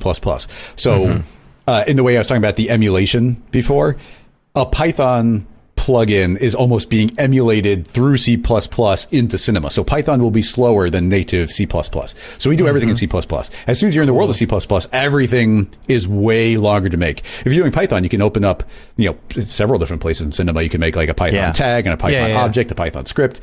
Once you're in C++, you're in an external compiler writing code, and you're like, commit the code, transfer it over to Cinema, restart Cinema. Did it work? No. Close Cinema. Go back. So you're adding, right there, you're adding so much complexity. And Python is such a friendly programming language where you don't need to declare variables or anything. Right. Like in C++, everything is very explicit. Like so much more code is written for any one thing that you want to do. So it turns into a process of me opening up Cinema. Oftentimes, well, now we started shifting into nodes instead, but designing the interface in Expresso, like user data in Expresso. Maybe sometimes, depending on the tool, I could even prototype a little bit of it with Expresso and some Python Expresso nodes. It's like, okay, here's the basic idea. Like utility splines, I actually prototyped that. I wrote the Python code to do the basics of the smoothing algorithm, like myself. So I could do that. But then once you want it to be a real tool, we move into C++. So then it goes to me trying to translate the technical part into these artistic controls, giving it to my brother's code, and then we just go back and forth, where like they'll get to a certain point, they've completed all the notes, I get a compile of it, I beta test it, it's like, oh, I thought this would work differently than it does, so like we have to have giant conversations. I write giant set of notes, send it back over to them, and they do the next step again. And that process just repeats again and again and again, depending on the tool. I mean, we'll get to like, here's note packet like 55 of like, okay, here's renaming parameters, move this parameter. Like, think of user data. If you're like, oh, I want to change the name of that parameter and I want to move it above this other one. Like you do that in seconds. And C++, you're gonna have to write like, here's the type of parameter, here's the default value it's set to, there's so much stuff that's so explicit. So it ends up taking way longer than you think it would. And we always go to, like, we kind of punish ourselves where we could like rapid fire, like develop the most basic version of these tools. And we always end up pushing them further and further and further to kind of, it's like, okay, I'm trying to compensate for every use case I can imagine somebody needing the tool. Yeah, it's like, okay, we might have spent like, I mean, I'm not exaggerating. For some tools, it's probably, 10 times, 100 times as much time as we could have gotten away with. We could have made a tool that would appeal to, 75, 90% of people, in 1/10 the time, but we're like, no, we want to make it as robust as possible and keep on pushing like the boundary of what these things could do. But yeah, that's a struggle that I have, which is, would it be better to like make Ricochet and make it be as good as it possibly can be? Like, think of it from like your guys' point of view, or just an artistic point of view. Would an artist prefer one tool that is super robust? And I try to think of everything you might possibly want to do. Or if we might have made like 5 different tools in that same time, they wouldn't be anywhere near as robust, but you'd have 5 times as many tools. So like that's a push and pull. Let me put it this way. All right. And I think you could actually get away with the 70 to 90% of people, because let me point out an example. And sorry, this is one that y'all built. No, it's all good. Signal is confusing AF for me. Like I don't know if it's like an ADD thing where I see so many inputs and I'm like, I get lost really easily. It's kind of like when you're in a phone call on the iPhone and then you get a call and there's 3 options Right. about like hold and accept, Right. hold and hang up, or hang up both, and your brain just breaks. Yeah. So like I've always wanted a simplified version of Signal that's similar to the vibrate tag, you know? Or the ADD. Yeah. For the ADHD. For the one that I'm just like, I just need this simplified 100%, you know? Yeah. So Yeah, that's that's fair. just me. That's just me. But What I'm he's not, saying is your tool I am- is robust, Yes. which is a good thing. It is, yes. And here's the thing: so many people use it, you know, and it is a very, very, you know, whatever tool. Matt but just like, needs another tab that's called the Matt tab. Yeah. Simple And it's mode like, advanced it mode. has There's a the- dumbed down version of Yes, stuff, you know? You need Matt's mode. Yep. You can officially call it that. my gosh, I almost just spit out my Simplified drink. mode. Matt's mode. No, Signal is. I think Signal is my favorite tool that I produced while at GSG. Like it was very robust. I love the concept, but even for me, it gets overwhelming whenever I paired it with X particles, and it pairs so well with X particles, but it would get to the point where you have it on an emitter and you have one signal tag that's driving the speed and one signal tag that's driving how many are being produced, and a different signal tag that's driving. And once you start getting like 5 signal tags all chained together, and then I was obsessed with the concept of driving a signal tag with a signal tag. So now you have a tag driving a tag. Yo, dog, I heard you like Signal. Exactly. When Signal, I think 1.5, I don't remember if it was 2.0 or 1.5, but when we did that, I specifically made an option that your noise could be driven externally by, instead of having time be time, you could turn time into a variable. So then you could tell, and the reason for that is you could then take beats per minute and have a beat have a certain amount of time progress. Like you would map a beat to a spline, and then now suddenly your noise would progress a second, and then progress a second, and then so based on like a musical beat, you could have noise keep moving forward. And I loved that technique. And I wonder if 5, maybe 10 other people in the world have ever done that. And for me, it was like the most important thing ever in the tool. But how many other people did it? Right. Like, I don't know. Right. Yeah. I've got a concept for a Signal-esque thing, but we've got so many other ideas. I don't know where that one might See, fit all in I my schedule. need, like, I literally just need the vibrate tag For a to parameter. have a repeat option, because that's my favorite thing about yeah. Signal. You know, I love Signal that. was that like it will actually loop. You know, and you can loop the same thing over and over again. That's something that the vibrate tag doesn't have, and I wish it did. Yep. If it did, I'd just use the vibrate tag all the time. That's true. You know? I mean, if Rick is still listening, it'd be trivial for them to make that noise loopable. Yeah. Trivial, Rick. You hear that? Yeah. Little C++, Right? no big deal. Yeah. Well, here I'll say this: with the graph tool, the graph capsule that Rocket Lasso just released through Maxon, the like that also has a bunch of looping noises in it, and I love the concept here. It's a mathematical thing. I thought of it independently, but this has existed as a mathematical concept forever. I thought it was really clever when I came up with it, but I was sure somebody else did. But just imagine your normal, like you drop a standard Perlin noise on a 2D plane. So you've got your field of noise. So it's like, okay, you've got that noise, and the way you would, essentially Signal would work is you'd want a line traveling through that noise in a straight line. It's like, oh, the noise is progressing. And Right. I'll keep it with the graph spline. In the graph spline, it's like, oh, it's going to be moving forward. So you're constantly moving forward through this field of noise. So it's like, okay, I want a looping noise. How do you make a looping noise? You travel in a circle on that plane, and you get back to where you began. You've now got a looping noise.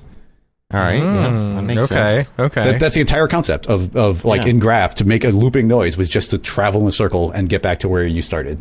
That makes sense. So, See, you're too smart for me. Concept. I love You're that. too smart for me. Yeah. well, like I said, it's a concept that's all over the place. I'm sure tons and tons of tools have used that type of thing. Yeah. I love it. Man, anything else you're working on? That's a lot. Let's see. I mean, there's a lot. I mean, even right now is this crazy busy time trying to get my NAB presentations put together. Yeah. And then HalfRez, as just a giant project, as I said, the new tool. And then Rocket Lasso Live began again a couple That's weeks exciting. ago. So, and I love doing Yeah. Rocket Lasso Live. Essentially, I get a lot of questions over the course of any given week. It's like, oh, I get questions from Instagram and questions via email and questions via our Twitter.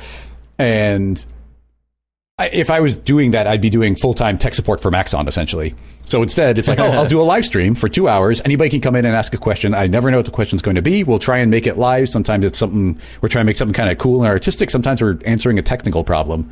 But I love that live audience interaction part and trying to figure it out on the fly with that pressure. Yeah, I've talked about it with you guys, but because I'm not so much in the world of production, like every once in a while I'll take on like an extra gig if somebody's got like a really cool project, but I'm not in the world of production so much. And if I want to stay, if I don't want to just be like heads down focused on plugins all the time, by doing a 2-hour live stream where I have no idea what I'm going to make, it forces me into parts of cinema that I haven't touched in a while. So it's like compressing a couple days of production into a really fun, stressful 2 hours of like, okay, let's figure this out, like no matter what we have to do. So yeah, I love that. I love that idea. Yeah. What do you do if you get to a problem you just can't figure out live on the air? Do you hold it and be like, okay, I'm going to figure this out after the show? Or have you ever had that come up? It happens all the time. Something that's pretty cool is very often we'll get questions that are from, like, it's something made in Houdini. It's a crazy advanced rig in Houdini. Yeah. And the amount of times that we've been able to, like, recreate it in cinema, like, we have like a 90% success rate on this type of thing. Yeah. And that's me making it up live as we go. So who knows what could have been done if I had more time. But yeah, we do hit dead ends pretty often. But as you guys know, inside of cinema, at any given rig that you need to make, you're like, well, I could do it this way. I could also do it that way. I could also do it with a volume measure. I could also do it. So if there's like 12 different ways you can think of to tackle it, then that means we have 12 different opportunities here to be like, let's see if this works. Oh, that didn't work. Let's try this one. That didn't work. Let's try this one. Didn't work. Sometimes you hit a dead end. Sometimes I'm just like having an off day and things are just not working. Sometimes it might just be fully like, okay, in cinema, we cannot do that or even approximate it. Sometimes I will. Well, sometimes we just spend the entire episode just trying to get something working. Sometimes very quickly, I'm like, okay, this isn't working. Somebody ask this question again in some other live stream and we'll tackle it. And then I haven't gotten to do it because I'm so busy. But for supporters on Patreon, I was, especially last year, I was going nuts where I did 2 bonus streams every week on Tuesday and Thursday. Wow. And it was like more than 2 hours. Some of those would go like 4 hours long. Jeez. And oftentimes it'd be like, okay, I'm going to go take that problem we couldn't answer and I don't think it would make for a very good primary live stream to be like, okay, let's be stuck on a problem for 2 hours.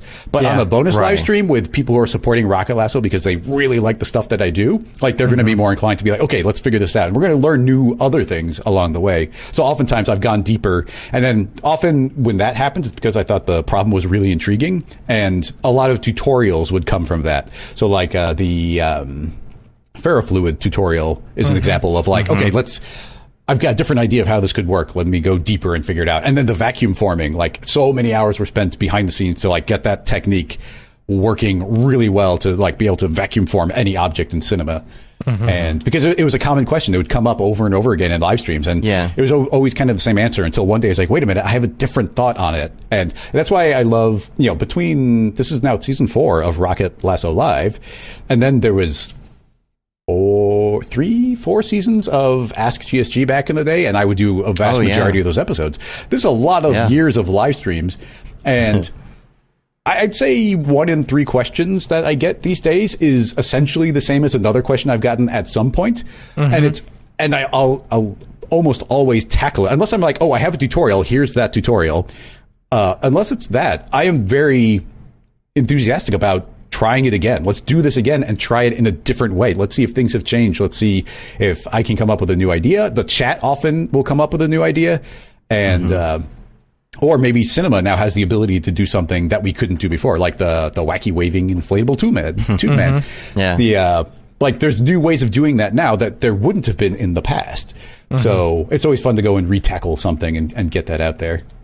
I'll say, and then speaking of Rocket Lasso, it's something I haven't made a decision, and me and my brothers will have to talk a bunch about it. But like I've had it in the back of my head of like I need to get some sort of like intern or employee or somebody who can like help do the social media stuff or take clips out from the live stream and be like, oh, this 5-minute segment is really good. Let me clip that out and make it a thing. Right. Like I cannot do that and then promote it. Like I'm a And then person. put it on TikTok and, Well, yeah, you know, there's a lot of places Reels that could yeah. exist. And I mean, it goes to, this is valuable content that, you know, there's a lot of people who are busy artists and they're working. They don't have time to watch a 2-hour live stream. And there's going to be a whole bunch of gold nuggets in there, I think, as far as like, oh, there's a cool tip. Here's a trick. Here's something advanced I didn't know about. But if you know, that could be clipped out in a couple minute video and put out as a highlight, or like you said, put it on TikTok or just put it out on Instagram. It's like, ooh, that's valuable. I just can't do that myself. So yeah, it's in my head to track that type of thing down. Yeah, we started doing that stuff too, because there's definitely, I mean, there are people that listen to every episode, but there are definitely people that like, they're not going to listen to 3+ hours every week or whatever we end up going on, but they'll look and say, oh, so-and-so's going to be on the show. Chris Schmidt's going to be on the show. I'm going to listen to that one. Yeah. Right. You know, but yeah, you've got to sit there and listen to the whole thing, and we're a particular niche, and we have, you know, good audience listenership on iTunes, you know, but there are so many people that it's like they don't have a commute. They're, you know, maybe not necessarily they can't sit and listen to a show because of work situation or whatever, and yeah, those little 1-minute nugs are going to be great. Oh, totally. You know, So yeah, that's something in my head. And another thing I would love to do, it's something I want to do, but it goes to, there's so many, I get obsessed with like a particular problem, and I'll just like focus on that one thing, and it could be to the detriment of like, I haven't posted on social media in a week because, you know, we've been heads down on a plugin idea. So a concept I've been wanting to do forever, in fact, it's already built into the tools, is on all of the tools we've launched, there's a button that says examples. And the idea here is that goes to a particular web page. That's smart. Well, but here's the thing, that doesn't exist yet. And the idea would just be, you know, if I were to like, you know, if we were to have an employee, like one of the major things I'd want them to do, it just as an, you know, the idea might even be if I did track down an employee, I think I'd almost want like a fresh graduate, somebody who's like enthusiastic about cinema, knows a little bit about social media, and then like be able to like teach them and train them and have them go really deep, but also have a lot of kind of creative freedom and autonomy, where it'd be like, okay, one of your tasks would be take Ricochet and play with it and make cool stuff. And once you're like, ooh, that one's really cool, then, you know, it's like, then the conversation happens. It's like, okay, let's polish that up, get it looking really good, put it up there. And now that's a free example for us to tweet out to the world. And then you go to the website and then you download the project file.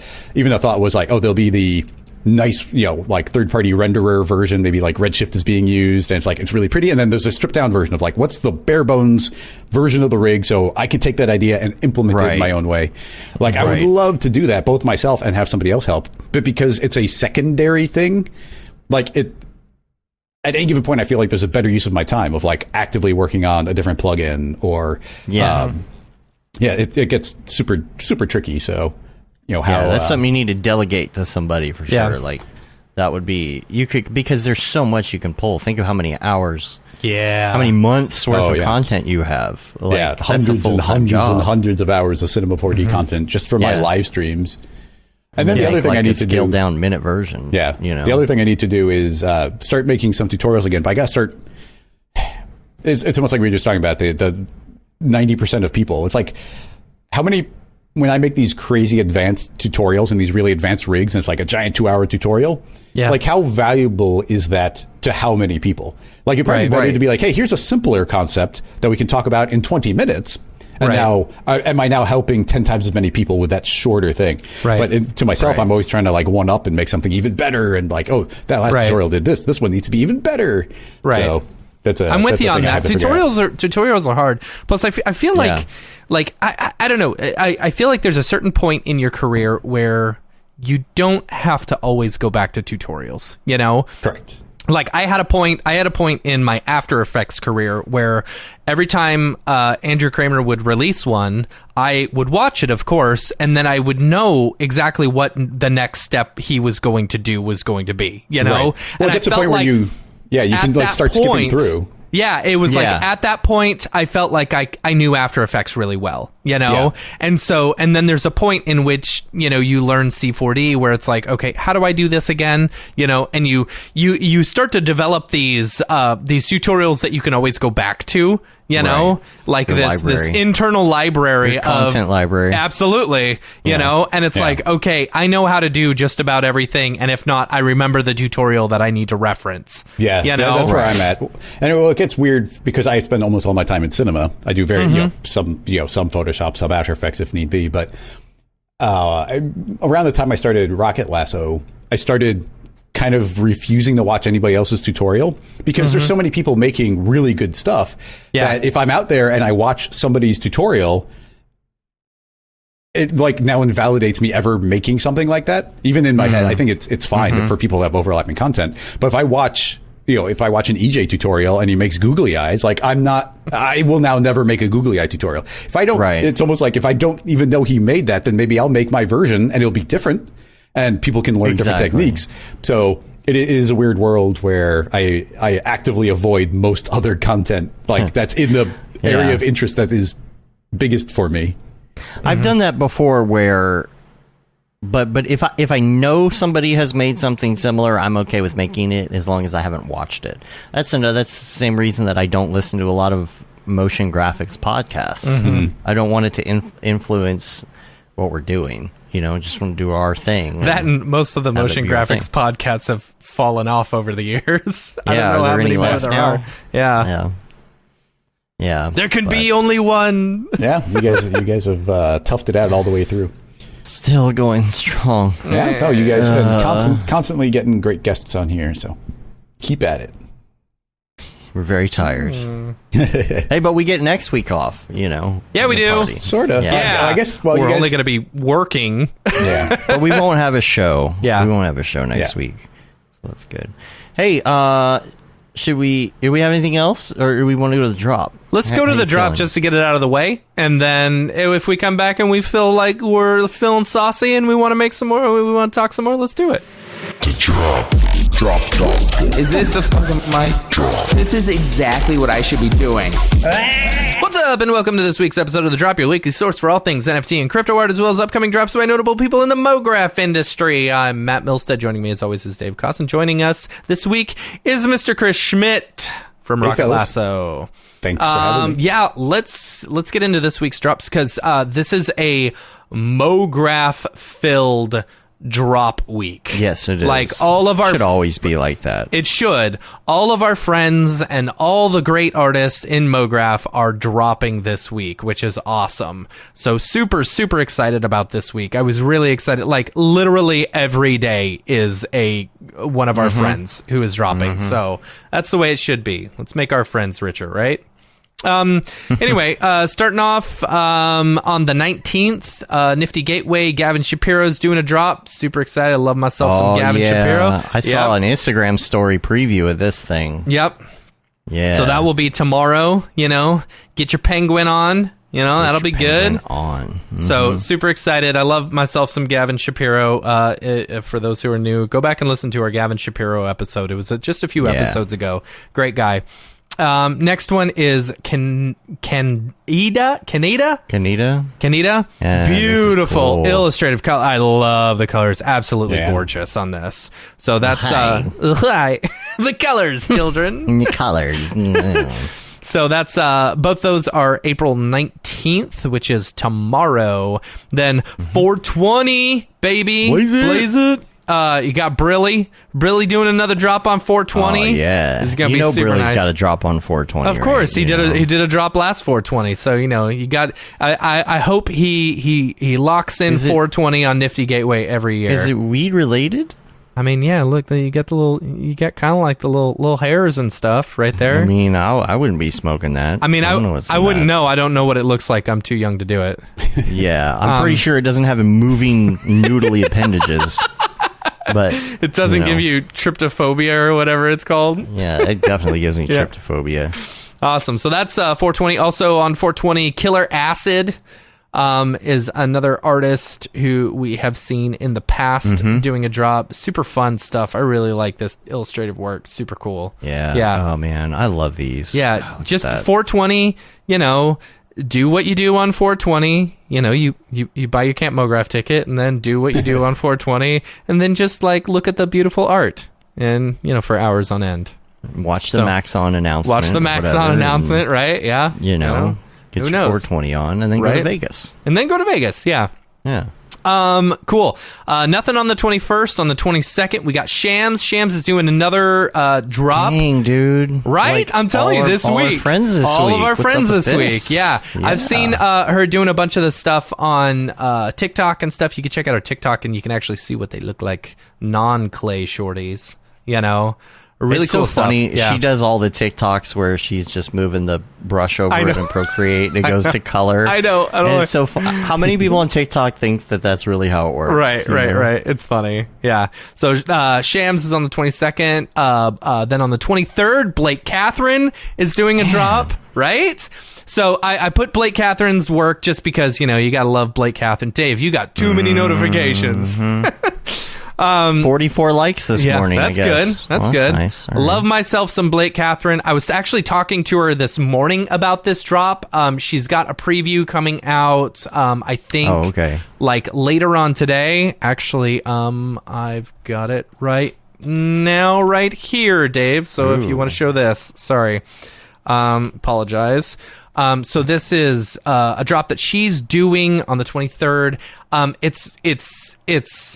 So from what she said, there is a burn mechanic that she's doing for the Eternal Flame one.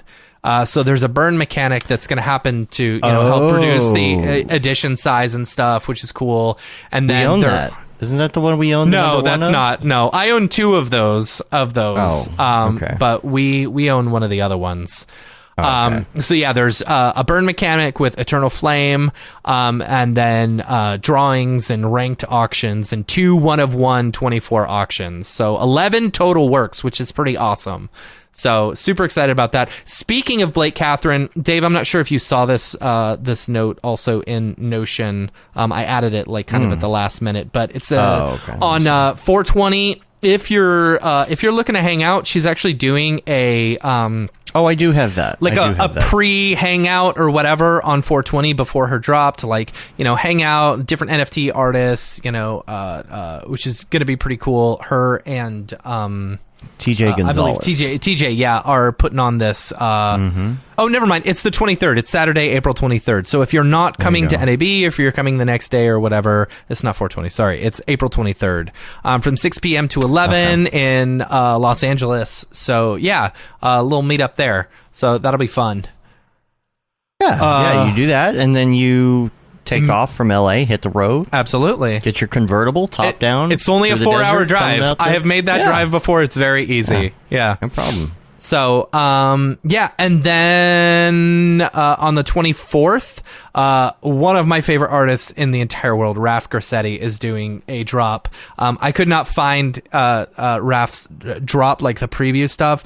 Honestly, like, Raph Grassetti is an amazing artist. I was looking at his Twitter today. I'm at their Twitter today. Sorry, I don't want to assume gender. Because I haven't met them and haven't asked.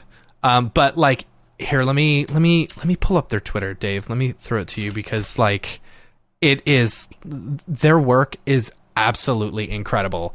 Like, I see this stuff, like this Waves one, the second one down, Dave, with the fish and the face and stuff, and it is absolutely gorgeous. So gorgeous. Yeah. And their work is just so incredible. Like yeah. Anyway, love the fish. That's really love cool. the fish. Yeah. I'm wondering if it's a lot of ZBrush. I would love to get them on the show to talk about their process. Yeah.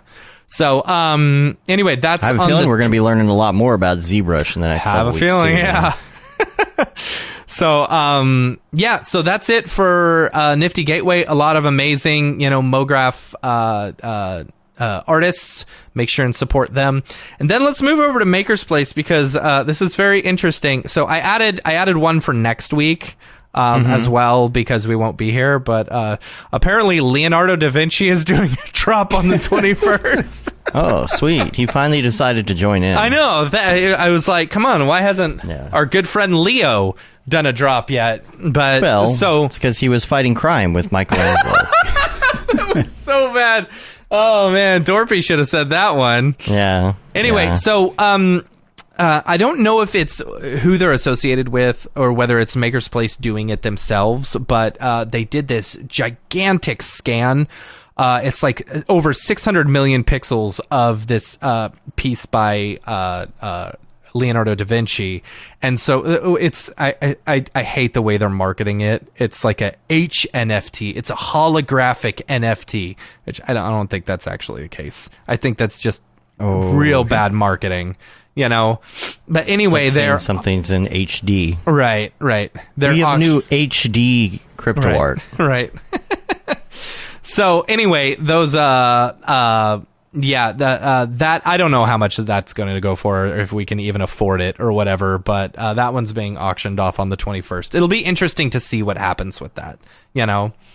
And then on the 26th, next week, the Crystal Method. Yeah, y'all remember the Crystal Method?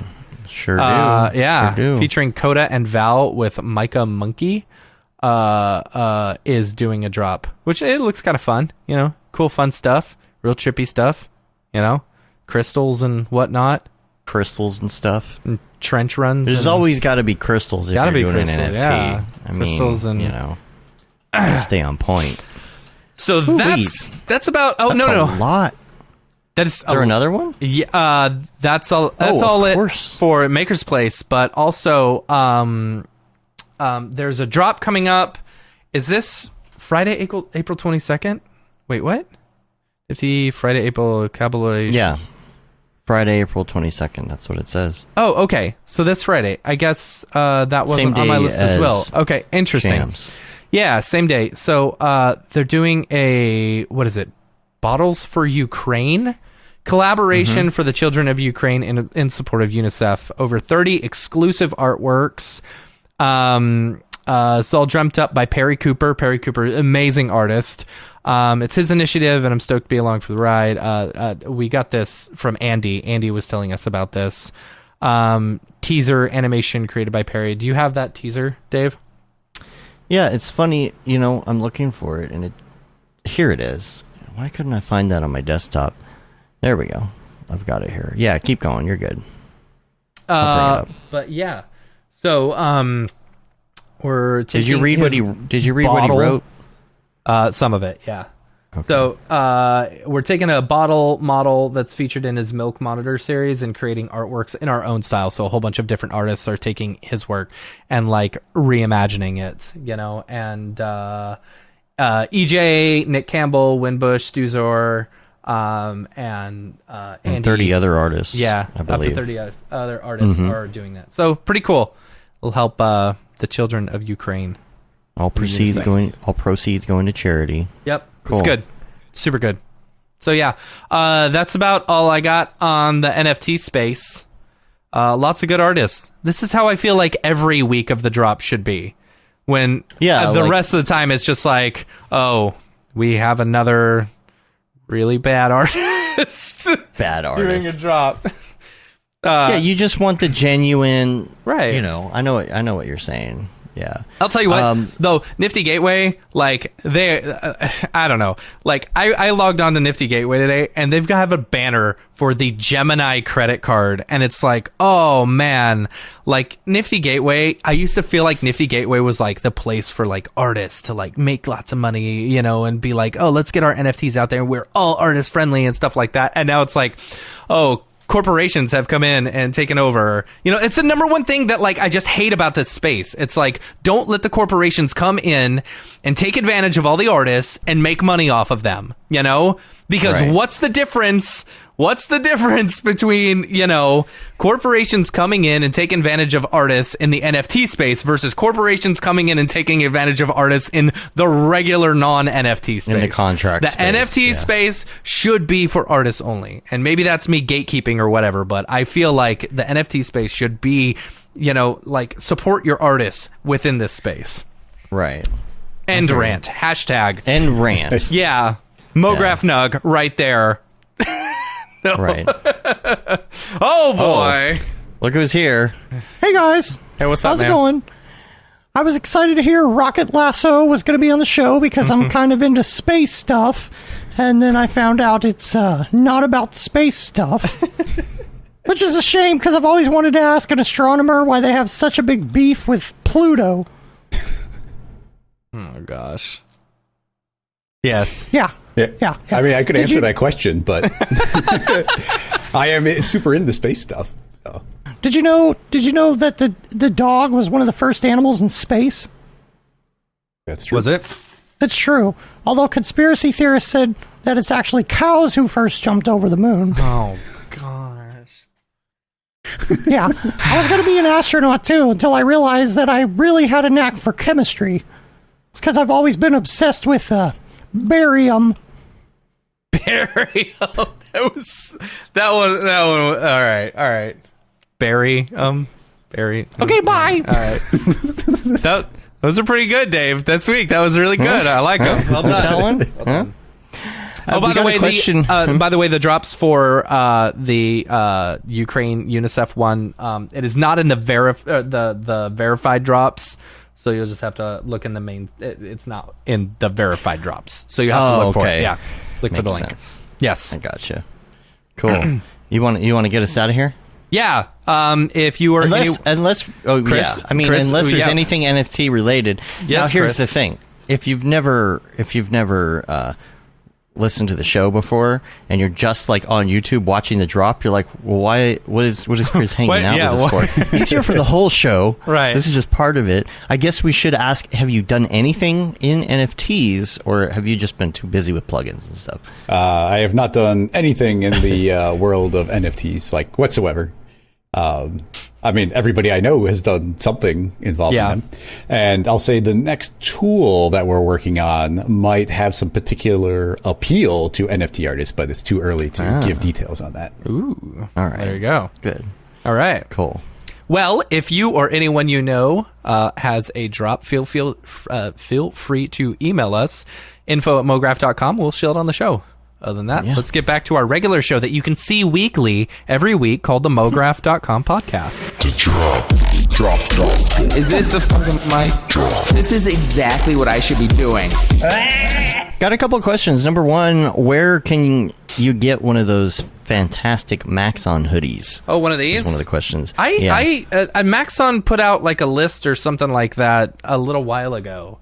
And it was during the 3D Motion show, right? Yeah. Maxon. I don't know where I got it, but I paid like $60 for it, I want to say. And then the dang zipper was broken, so I couldn't zip it down. So what I ended up doing was I took like a pencil, because I know, powdered graphite will actually like help lubricate like, locks and stuff like that. I've always owned Jeeps, and if you ever leave your top down and it rains inside your Jeep, it will lock up your key to where you can't turn it, so you have to get powdered graphite and stick it in there and just like spray the powdered graphite and it'll lubricate the key. So I was like, I'll take a pencil and I'll just like shave off a bunch of the graphite into there, right? And that didn't work. So then I took like a Dove like soap bar and like rubbed it all over the stuff, and I finally got it. Look, works like a charm now, There you go. Yeah. I was waiting for it to lock up on you. I know. Right. But I still get it's a comfortable hoodie. I don't know where, if Rick's still on, maybe he can tell us where to get it. Maxon. Yeah. Oh, maybe Shopify. Oh, there we go. I found it. It's a Shopify thing. They've got hoodies and stuff. Nice. Yeah, Maxon-merch-store.myshopify.com, I guess. So they've got I'm going through all these comments now. Let's see. Is that a Dogecoin dog? Yes, Dorpy is a Doge dog. He is a Doge dog. You can get a Maxon logo fanny pack. There you go. They're coming back in style, Right? Yeah. We should do a thing where we tell everybody to have that at NAB. Like, oh my gosh! Inexplicably. I will have a few Mograph.com hoodies with me as well at NAB, as well as t-shirts. So come find me and ask for one, beg me for one, buy me a drink, treat me nice, and maybe I'll get a hoodie for you. A Coca-Cola will be very specific about that, though. Yes. Just a Human says, Chris, you develop plugins with C++? Yes, rewind the episode. Yes, we talked all about it. We did get into that. Does Chris know if Maxon is going to solve the single core problem? I don't know what that is. Yeah, you have to be more specific. I mean, different parts of cinema you will tackle different parts of... Like, certain things are single-threaded, certain things are multi-threaded. I think Maxon's always interested in making as many things multi-threaded as possible.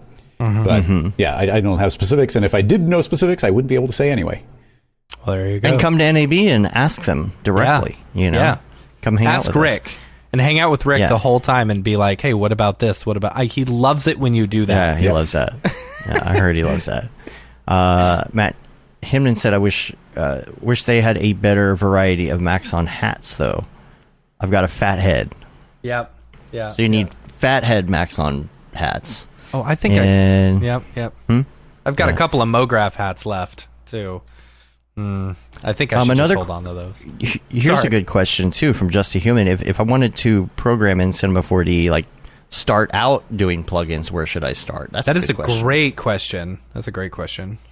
Yeah, it's a tricky thing from my point of view, but both, back at GSG and with Rocket Lasso is... There's not much. First of all, it's going to be a small market. Making a tutorial would be a very small market of people who would be wanting to get into that because you need to do coding one way or the other. And then you also have you're appealing to very few people with a tutorial. And on top of that, it's almost like you just would be directly creating competition for yourself of like other people making tools. Right. So it's like, why would I'm not extra motivated to tell everybody exactly how to do coding. But the other problem with that, even if that wasn't an issue, and I mean, I've never let that be too much of a motivation. But even just think of something as simple as Espresso.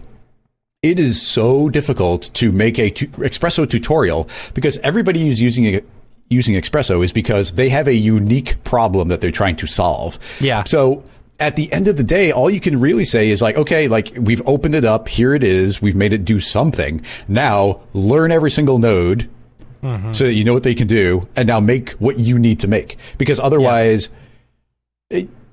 everybody's got their own problem to solve. The same problem is going to be happening with Neutron. Everybody with scene nodes, everybody's got their own unique problem. And then when it comes to coding, it's the exact same thing again.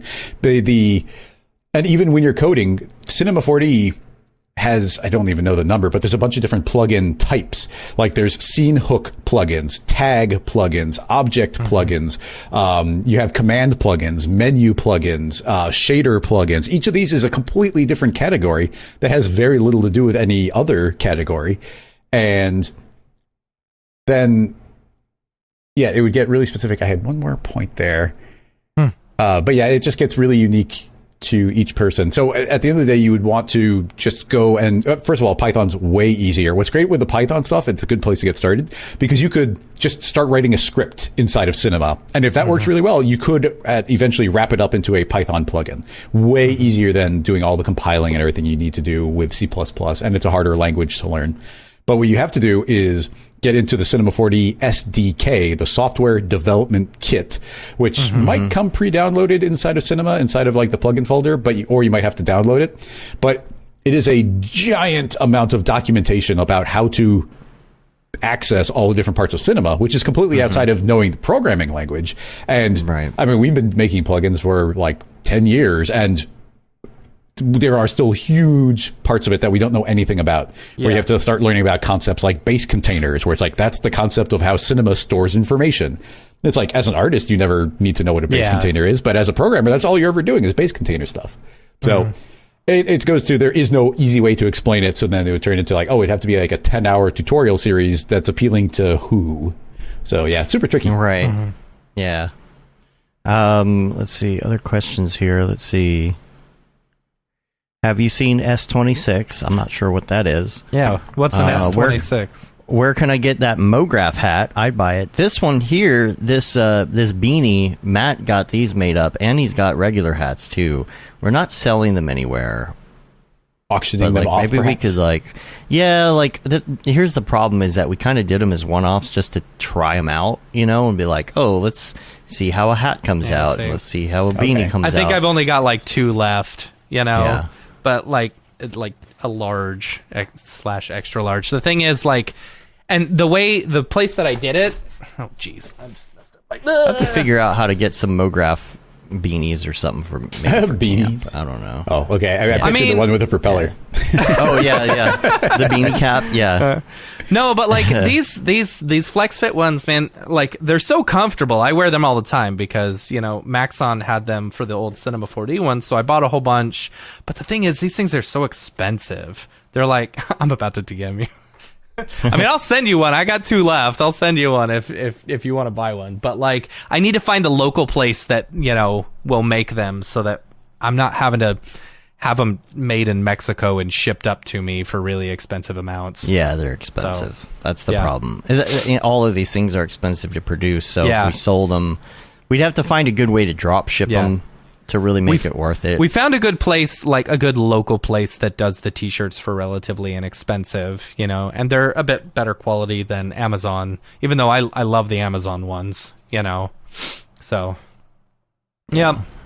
I think Pocket that is it. Oh, there was a question about our Discord too. If you email us, you can get access to the Discord. Yeah, the just Discord ask- and just the Slack. Tell us which one you want to be on, or both. Yeah, or you both. know. The Slack Everyone is normally where, asks for like, the Slack, yeah. all the channels for the Slack. That's where everybody's at. But if you want to hang out in video chat, the same channels are in Discord, but like all the people chatting with text are in Slack. So Yeah. just hit us up. And yeah, I think that wraps up the show. Yeah. Chris, if people want to find you on the interwebs, where do they need to go? At Rocket Lasso on all of the different things. So that's Instagram and Twitter and YouTube and Patreon and what else is there? No TikTok yet. Gotta Not get yet. going on that. But Not eventually, yet. Say. and We got to .com. get get you on on there doing some dances and stuff. Oh yeah, you know? that's me. Yeah, you yeah. know me. I guess you guys could just secretly record me during the karaoke party. During karaoke. Right? Right? We'll secretly put the Rococo suit on you. Right? And capture all your movements. I would pay for Be that. fun. I would pay for that. Yeah. Yeah. And then we can sell it as something you can put in your content browser. Right? You Right. know, Yep. Chris Schmidt moves. Yeah, Rocket moves. dude, I love The new those plugin. all that mocap stuff inside of the asset browser has been like super wonderful for like demoing things and testing things. I love that Maxon added those in. Yeah. Yeah. Yep. Cool. Well, we're going to get out of here. You can rate us on iTunes, leave a review, subscribe on your podcatcher of choice, help get our ratings up, subscribe to our newsletter as well. You can say that you have been there, done that, got the t-shirt with the Mograph logo tee, the Feel the Bab 2020 shirt. All the profits from that go to Doctors Without Borders. The Render Things t-shirt, hoodie, and long sleeve tee. The Mograph blandishment shirt, and of course the That Render is Fire shirt, which you are only allowed to wear ironically. Unless Unless you're you're shams. Yeah. Yeah. And hit us up on all the things. Send us your questions. Email us. We will see you at NAB. We cannot wait to see be you. fun. Come find us, hang out, make sure that you have tickets for all the things. We're trying the best we can with this limo thing. I cannot guarantee that everybody will get a ticket. It's expensive, y'all. It's very expensive. Yeah, it is. So check us out on the things, and we're on Facebook, Twitter, Instagram, YouTube, TikTok. Hello. Hey, There's TikTok. a couple people watching for some reason. And Mograph.com. That's it, y'all. We're excited. We're going to wrap up. We're going to get things situated here in the office, and we are going to sell some tickets for camp and head out. Yeah. And go Get your do camp Vegas tickets. things. Get your camp Yeah. tickets. Set your alarms right now if you haven't. Do it. Yeah. I'll be there. Yes. And also go to HalfRez.com for Yep. the HalfRez event in Chicago just a week before camp. Yes. Start planning all of it. Yep. Cool. Awesome. All right. Cool. Well, we're going to get out of here. Until next time, I'm Dave. And I'm Matt. And I was Chris. Bye, everybody. Have a good one. Later, yo.